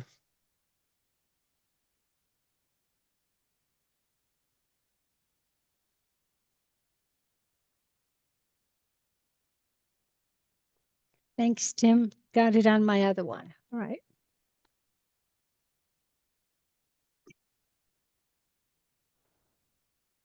Want to talk about another roof? Seems to be the day for roofs, yeah.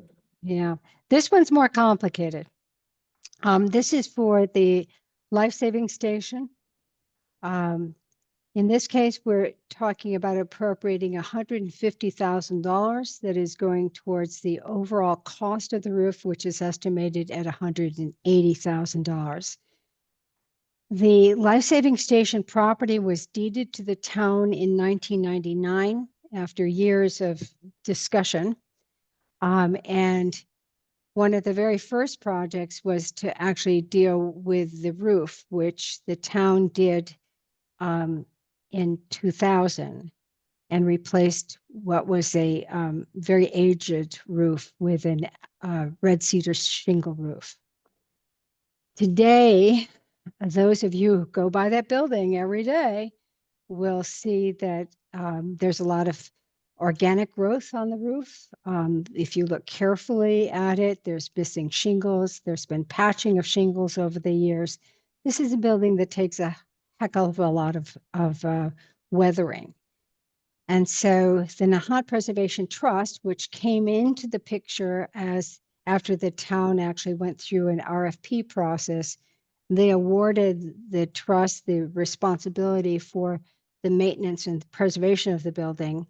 They exist under a 20-year lease, and they are reckoning with the fact that this roof needs to be replaced. The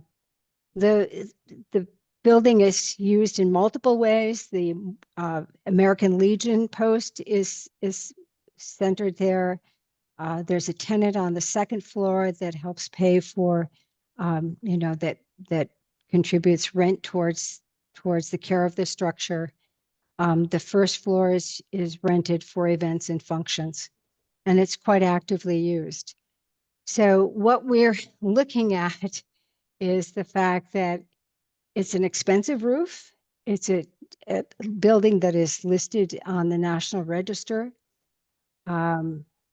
Replacing it with a cedar shingle roof is the appropriate material. Our committee had quite a lot of discussion about what were the alternatives, but actually returned to the agreement that a historically appropriate roof was appropriate here. What we are advocating for are two things. One is for the trust to seek additional funding, and they have actually applied for a Massachusetts Preservation Projects Fund grant, which could contribute $50,000 towards this project and therefore reduce the draw, if you will, on the CPC grant. But we don't want to take that risk. We don't know if they will get that money or not. And I think the other thing is that we want to make sure that when this roof is installed, that it is actually properly installed so that it has a good amount of underlayment that will allow the shingles to dry out properly. Part of the reason why a wood shingle roof actually does age is if there isn't adequate ability for the shingles to dry out evenly on both sides. That can be achieved in part with something called cedar breather, which is an underlayment, or actually putting the shingles on battens. So, we do think it's important that this be really sort of well detailed.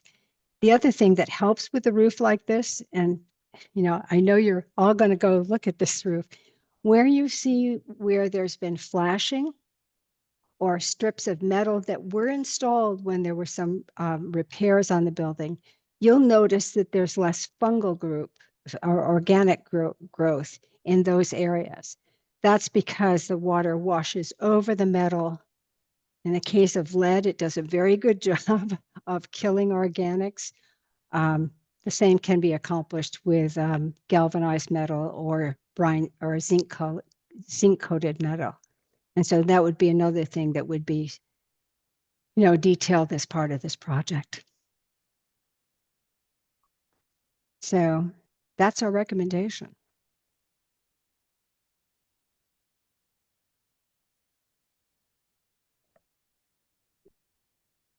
So cedar, but do it right. Cedar, but do it right. That's right. And do whatever you can to extend the life of it.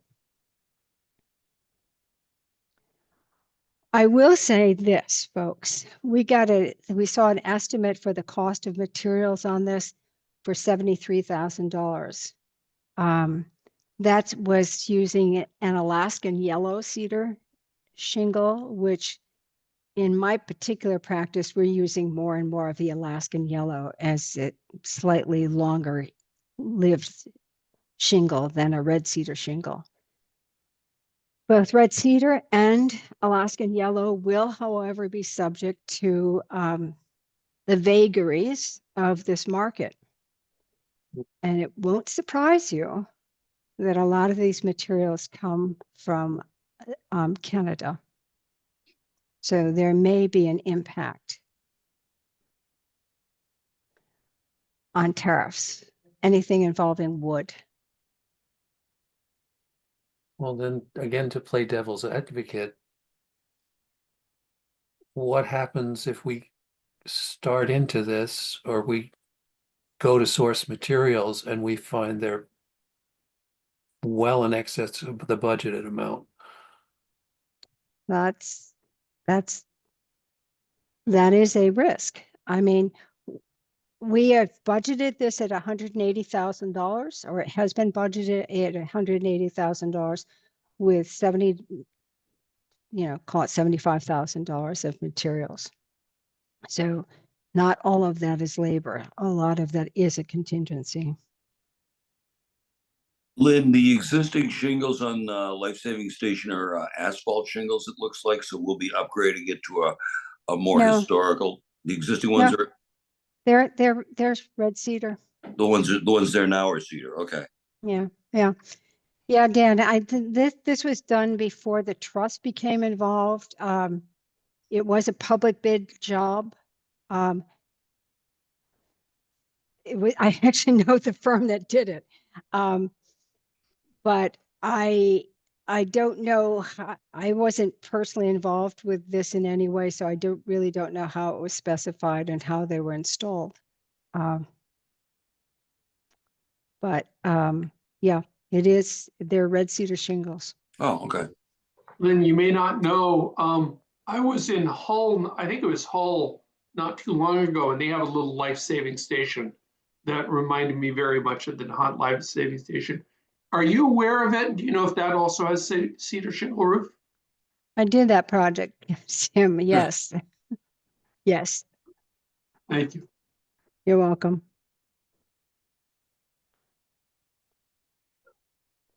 Every hard luck underfunded project comes to my firm. Did you know that? Is that on your business card? No. There's a big sign above my head. But yeah, no, the Hull Life Saving Station is a wonderful little structure. And it also has a cedar shingle roof. And it was part of this, whatever, the same initiative that originally built the Nahant Life Saving Station. Yeah, they were both built before the Coast Guard took them over. They were built during the era when it was, I think I wrote it down here. It was oh gosh, I didn't. Yeah, I don't really have it. Lynn, It I was a believe is different. the U.S. Life Saving Service. Oh, thank you. Thank you, Austin. Now that I'm looking at it, I can see that. And then when it was the U.S. Life Saving Service, actually we have the postcards, and we do actually have the original drawings of this building from 1900. When the Coast Guard took it over, they moved to paint all of their buildings white and put red roofs on them. So they were kind of like a big alert. Our building was initially not painted white. It was actually a shingle style structure with, naturally weathering shingles on it, I would imagine. When the trust was awarded the care of the building, they undertook to remove the vinyl siding that had been put on, and a lot of the siding, was intact, but all of the sort of architectural woodwork, anything that stood out, more than an inch from the building, had been knocked off. But that's all been restored. Interesting. There's also a life-saving station in Biddeford Pool, Maine, which Yeah. is a private residence. Yep. There's lots of life-saving stations all over the country. Great Lakes, Chesapeake, Massachusetts has its share. Okay. Anyway, more questions on this one?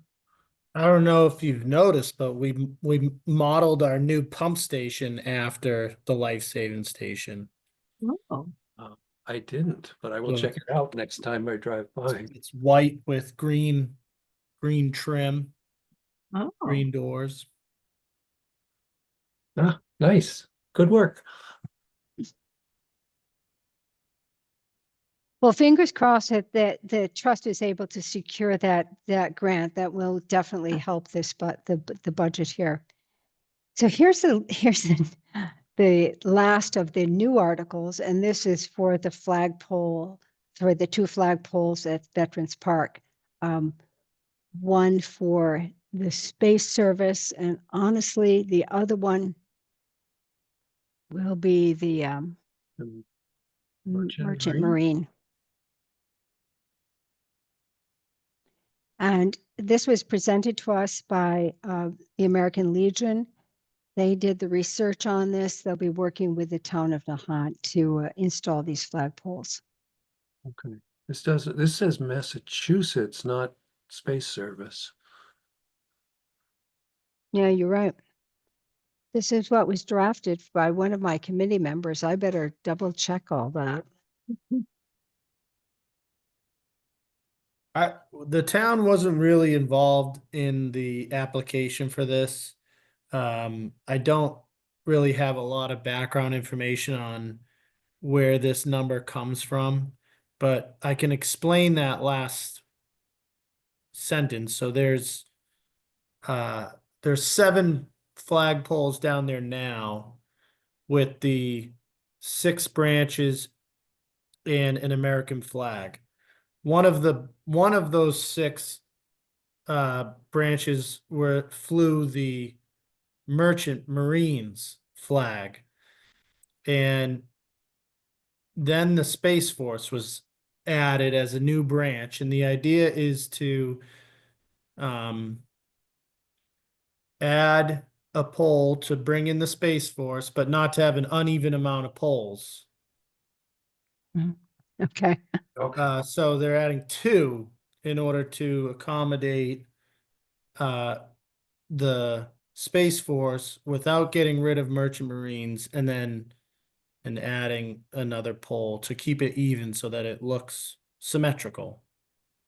Dan, you might have more information on it than I do. Well, I don't know what $9,000 for 2 flagpoles seems less than we paid to paint the flagpole at the town hall. town hall.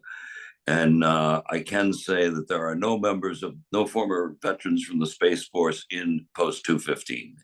So speaking just for myself, I wouldn't terribly mind it if we didn't do it. Yeah. I do think, I think that Veterans Park, the flagpoles that are there, some or at least one is leaning, they're dated. It needs a freshening up for sure. But I don't know, again, we weren't really involved in the application process, and I don't know where these numbers come from. But I down think- there, you need high quality poles because of the wind coming off of the beach there. So I don't have a lot of background on it. I don't want to sound against investing in the area. I just don't know if this application, how far this will get you. Yeah, All I can say is that Dana got an estimate for 2 flagpoles, and that was the cost. Yeah, we need the roof. I think the flagpoles aren't a meltdown item. Do we know when those flagpoles were installed? The existing ones, you mean? Yes. Not off the top of my head. I think Mark Cullinan had that project when he was the town administrator. Richie was very involved with trying to initiate the Veterans Park recognition. It's not 30 years ago because they weren't there when I was a kid playing across the street in that area. But I want to say maybe 15 years ago or 20 years, 15 years-ish ago. Well, when was Mark the town administrator, Tony? It was during his Well, he era. was town administrator for 17 years, so Yeah. it's a wide range. But I know Richie was a big part of it too. Yeah, Richie I was think he kind of the was. driving force behind it. If Yeah. I had to guess, I would say sometime in the mid, like 2005, 2010, somewhere in that area. It goes after I left town in 2006. Yeah. I don't think I was there yet. Yeah.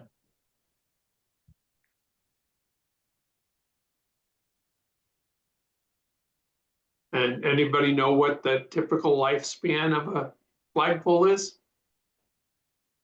These would be fiberglass light flagpoles.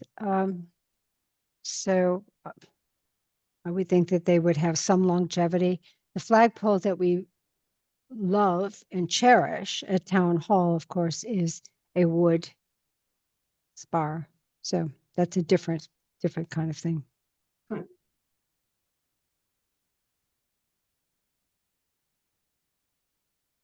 Wait, more questions? No? So I'm going to drive us the other way here, Lynn. What have we missed? Please do. Please. Now we're going into the a kind of a combination of housekeeping and so on. So if you keep going. Right, here we get to what I called housekeeping, which is the $10,000 from the estimated reserve, and I've got a typo there. I have to change that from fiscal year 2025 to 26. Sorry about that. But this pays for our coalition dues, for the printing of our booklet. It usually has money left over, and it goes back into the general fund. It goes back into the CPC general fund. Yes. Yeah, okay. Yeah. The next one is what I had mentioned earlier. We're proposing to pay the balance of the 2019 article for $400,000 for the public library bonding. So this would be paid off in full. Its funding is derived from 2 different sources. One is 128,890 from the fiscal year 2026 estimated revenues. But that would sort of deplete that $438,000. So then we go to the general reserve to draw, and I think I just misspoke. We actually get 128,890 from the general reserve, and we're using 55,170 from the balance of the fiscal year 26 revenues. So that pays off that bond in full. And by the way, these figures were prepared in consultation, in fact, given to us by Allison.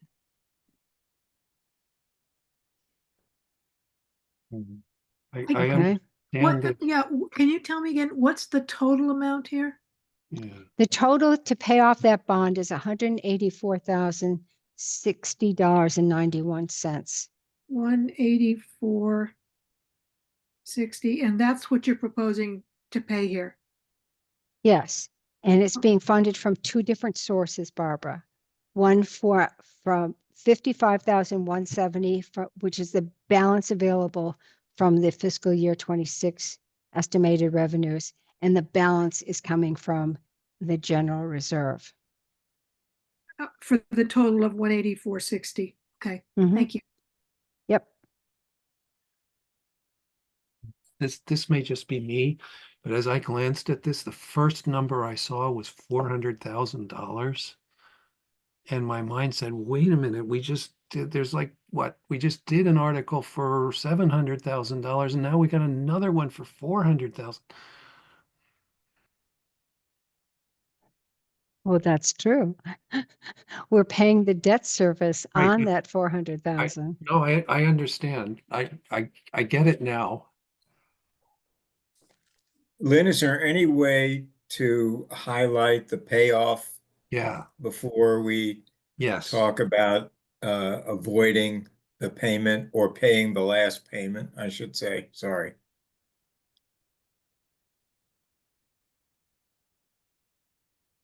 I suppose I could work with Allison to rewrite this. So to appropriate $184,000, $184,060.91. That's the number that should show up first, not the 400,000. Okay. Let me take that good advice forward and work with Allison to rewrite this article.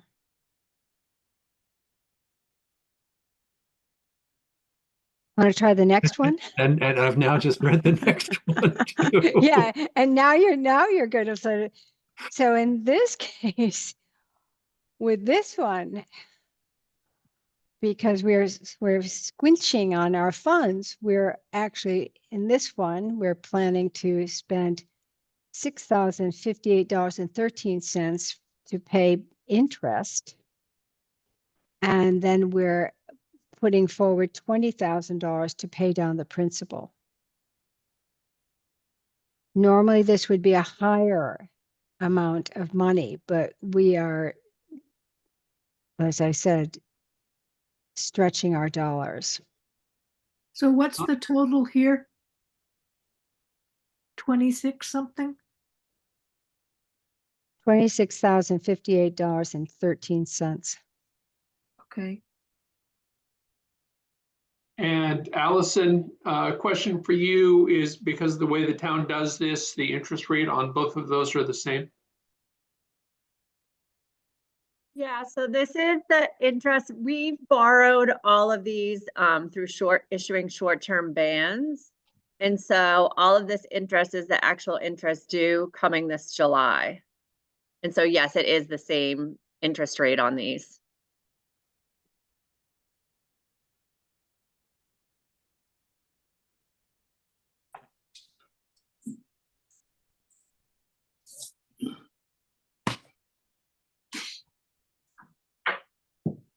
Well, we're consistent. Yeah.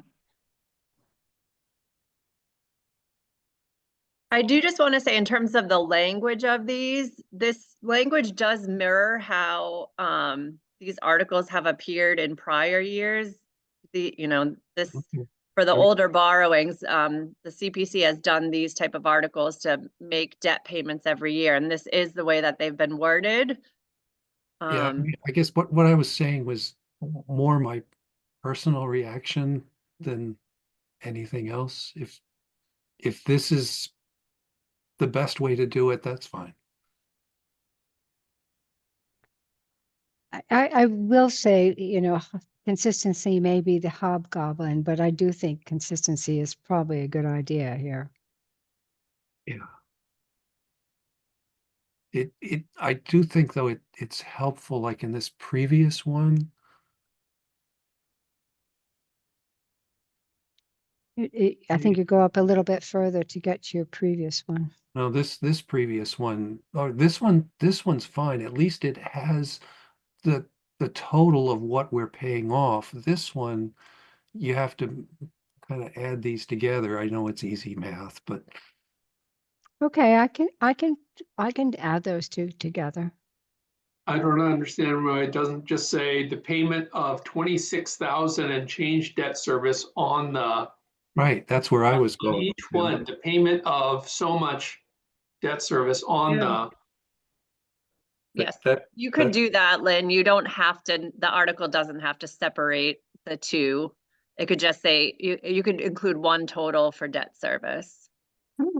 yeah. I can But do that. you know, It was I a think couple Tim of- Tim and I are I think we're saying the same thing, that the first number you see should be the total amount that's going to be paid.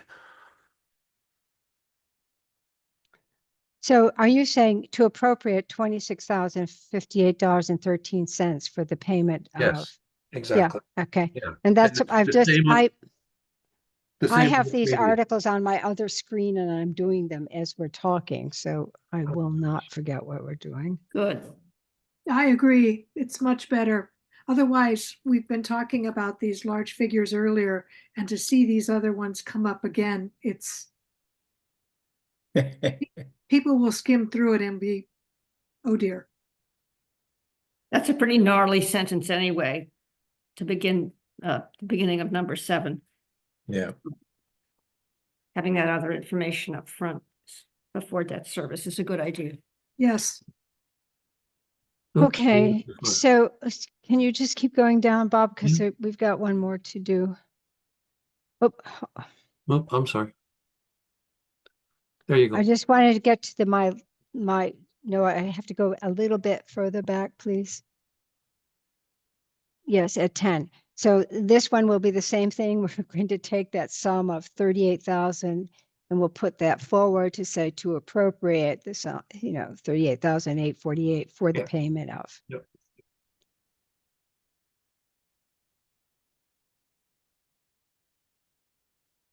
So Article 11 is a general, if there's anything that's left over or more money comes in, it goes into the general reserves account.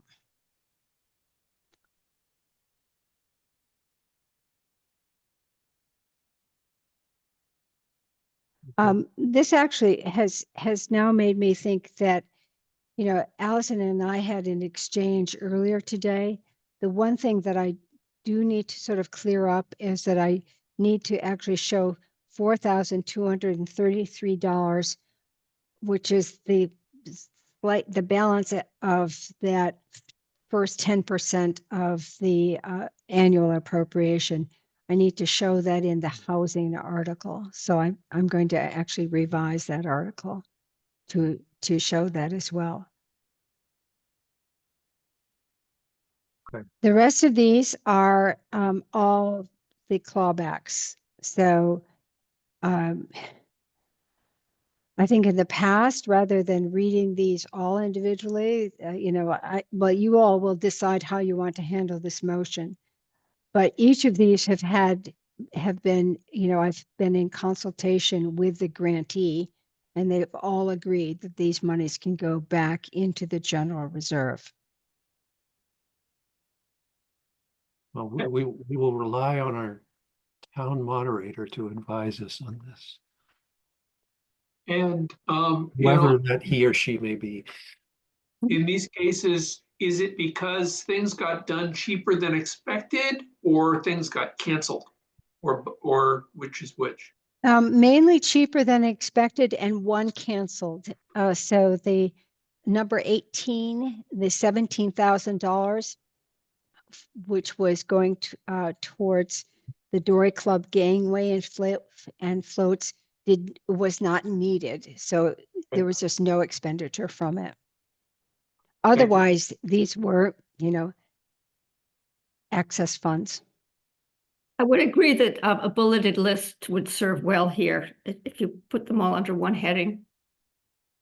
I don't think these are individual articles, so Oh, that's individual right. clawbacks. right. So Yeah, you can't do that. I'm Right. sorry to say, Deborah, I'd love No, to you're have fewer absolutely words. right. I now remember that we voted on each one. We did. Yeah. Yeah. $2 article.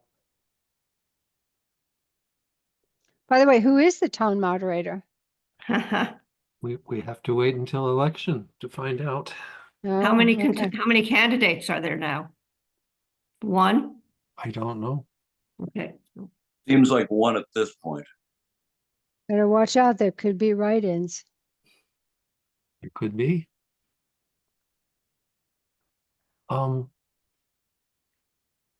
Does this need a two? TO2? So we're transferring $104,000 from, Yeah, it looks like there's some bad grammar.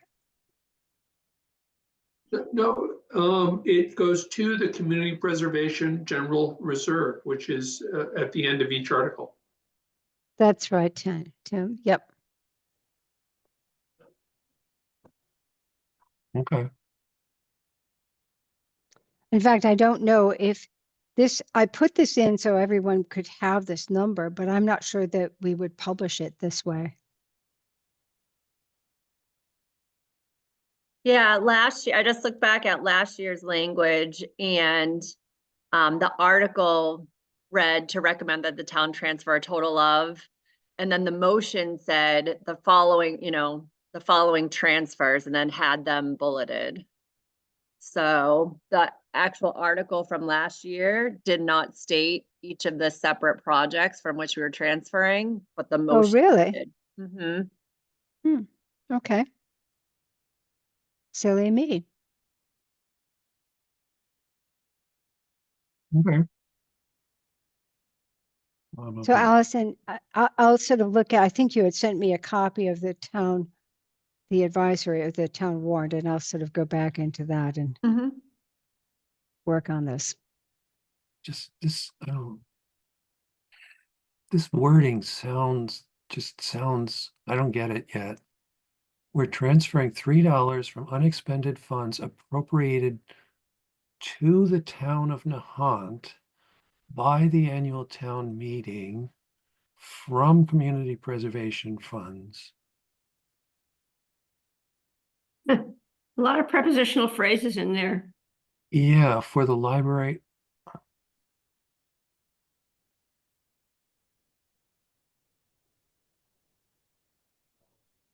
Well, I think if Allison has advised us last year, it was a series of bullet points, as Deborah Yeah, already okay. advocated. So this is simply archaic language out of, some, I don't know what, I must have had it from my cuneiform, Tablets, yes. tablets, I had some archaic language, forgive me. Okay, that was back when Moses was the moderator. No, Yeah, that's it when was those, linear. It was linear. Linear B. I was about to Linear say, B, Barbara. definitely. Yeah. I was about to say. Excuse me, Lynn, this is Julie Tarmy. Can I ask a question? sure. Is there supposed to be another clawback there from the funding that came to the Historical Society? If I've missed it, I'll go looking for it, Julie. Thank you. Okay, you're welcome.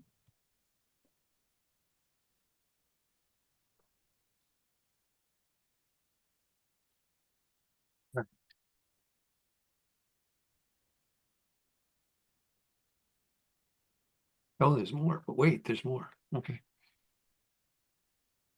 There's the Historical Society. There it Oh, is. good. It just wasn't on the screen, It just Julie. hadn't come up yet. Thank you. Good. Wanted to make sure we gave it back. You are very good about that. Thank you.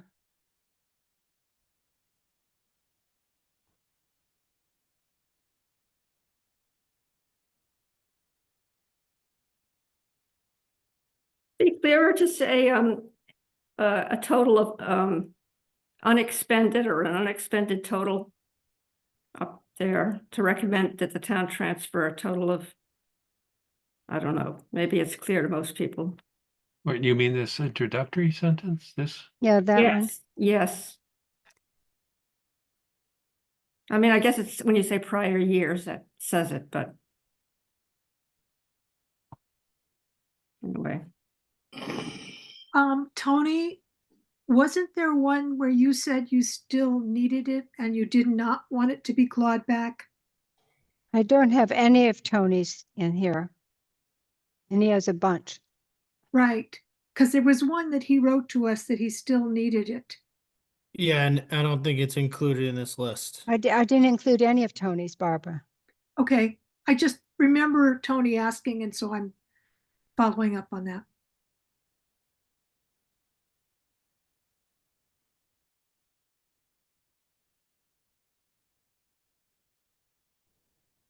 So are we good? Any more questions on this one? Bob, could you go to the bottom again? Sure.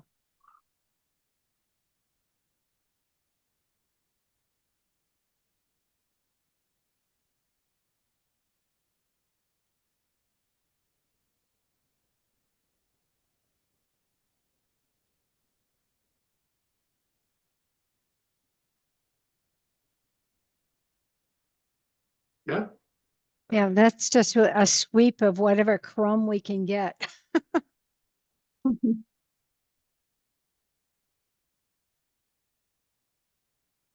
right. More questions? If not, Lynn, thank you very much. You're welcome. Oh Thank my you. goodness, A ton thank of you. work and your patience. And I've been coming to lots of the meetings, and I want to tell you all, this is such hard work, and she just keeps bringing it and revising it and keeping it all together. What you contribute to the town, Lynn, is spectacular. Thank you. Oh, Barbara, thank you. You know, it's a lovely thing to be able to have some money to give away. Quite honestly, as Tony was saying earlier, so much of this goes to programs or initiatives that wouldn't otherwise happen. I mean, I look at the amount of money that we've spent on open space and recreation in the last 7 years. I mean, it's very significant. And we also take care of, you know, town-owned properties. So It's a huge contribution to the town, for which yeah, we it are very is. grateful. Thank you. You're welcome. Anyway, I have some revising and you gave me lots of notes here. So I'll actually be tuning these articles up in the way that we've discussed tonight. I'll send them along to you. I certainly welcome any further feedback. Tony, I think the schedule that I'm on is to get things to you and Allison, what, by mid-April. I think it was April 17th. Well, we'll want to include your articles in the warrant, have the selectmen add them to the warrant. Right. They meet this Wednesday, they meet next Wednesday, and then they meet. So we should do it on the 2nd at the latest. Okay. If possible. The 2nd of April. Yeah, so not this Wednesday, but next Wednesday, just to add the articles in. It seems like the language, just the article language, it seems like those articles are pretty much, the language is good to go. And then your summary statements finalized to the finance committee as soon as possible, but the finance committee book doesn't go to the printer until the 18th. Mhm. And then your book, Kristen reached out to Sterling today to find out when to have your book to them by. Okay, That'll come last, I think. okay. Well, I'll try to actually, especially on the library article that we discussed at some length tonight, let me sort of spend some time really working that. And I suspect that that's going to have another go at it. Once you look at it first, you'll see something else. So our schedules calls for next week, looking at the articles and ideally starting to vote on a majority of them. And so what time do you meet next week, Bob? 6:30 Thursday. What's the date of that? I mean, It's the 3rd of April. Yeah. Or have I jumped a week? No, you haven't. No, I Oh, haven't. Right. Just we're early in the week this week, this. Yeah. Yep. Yeah, because I couldn't be with you on Thursday night. So I appreciate your having this meeting tonight. Okay. Well, and Bob, your Okay. time, any idea about this coming Thursday now at the well, end of this? all right. So Be patient, shall I just? yeah, heck, hold the thought. We're also culture and recreation, and Julie has been with us, and I'm not sure if she's here just for old time's sake or she's here representing the Historical Society or something else. I'm here just because I was interested in seeing what was going on, Okay. Okay. All right. Good. but thank you. Then this coming Thursday, we're not called for a meeting yet. Dan raised a point last week, which was, like we should start thinking about kind of the bigger picture, prepping the town for a potential override next year and how we would go about presenting that.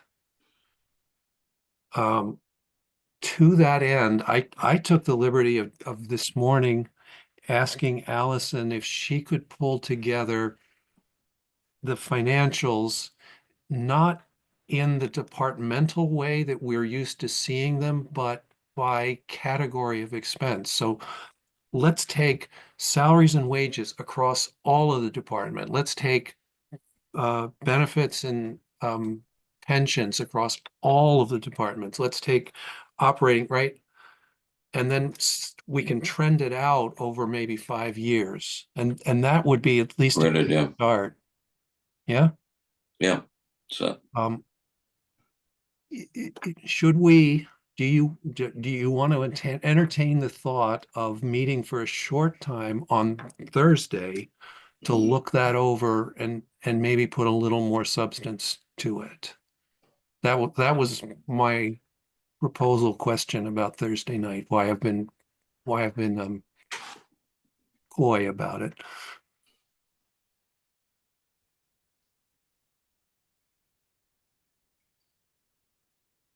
And if we want to hold it till later and cover it either here or here, I think we could. yeah, I think I think everyone here is pretty well versed on the topic and the trend of inflation versus the limitations of Prop 2.5. And I think it's just a matter of the data that Allison is compiling, and then a swift discussion that can result in some sort of statement. So I don't think we need to convene a special meeting for that topic alone. Okay. Although I would love to have it at least a couple of days in advance of our meeting. You mean the data rather? Yeah, if we were to like tell Allison that we're going to meet on Thursday and have her give us the information and then not meet. But And then cancel the meeting? Oh, come on. I But she never catch on. No. Well, She's if you are not meeting this week, I'll certainly I can circulate something by the end of this week. If you are meeting this week, I can't guarantee I'm gonna have it by tomorrow.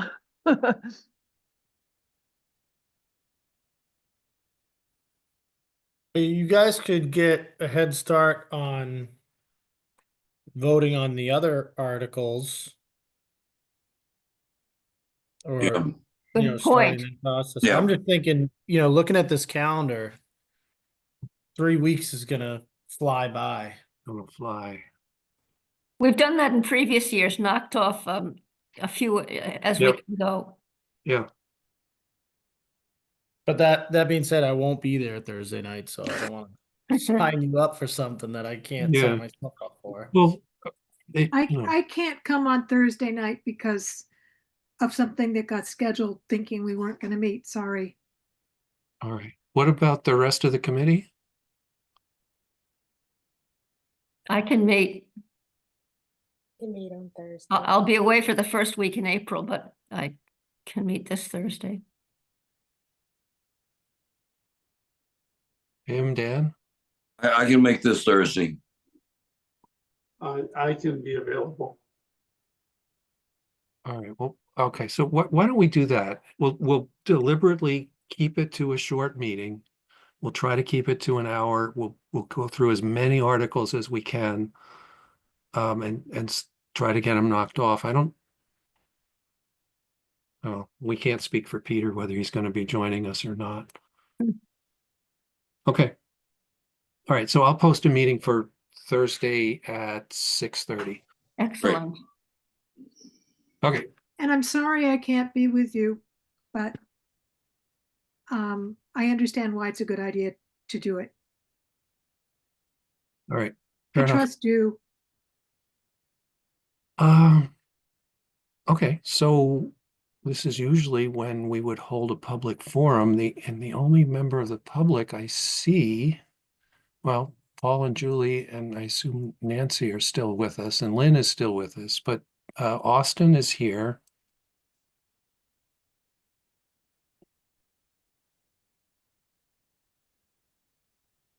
But he's not raising his hand or speaking up, so I'm assuming we're good to go and that in motion to adjourn is in order.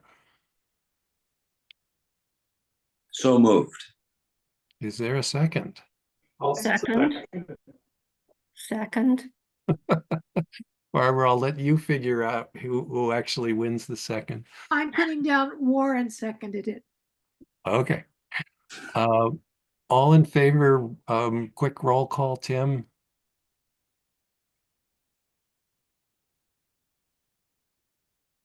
Tim? Sorry? A motion to adjourn was made and seconded, and we're looking for your aye or nay.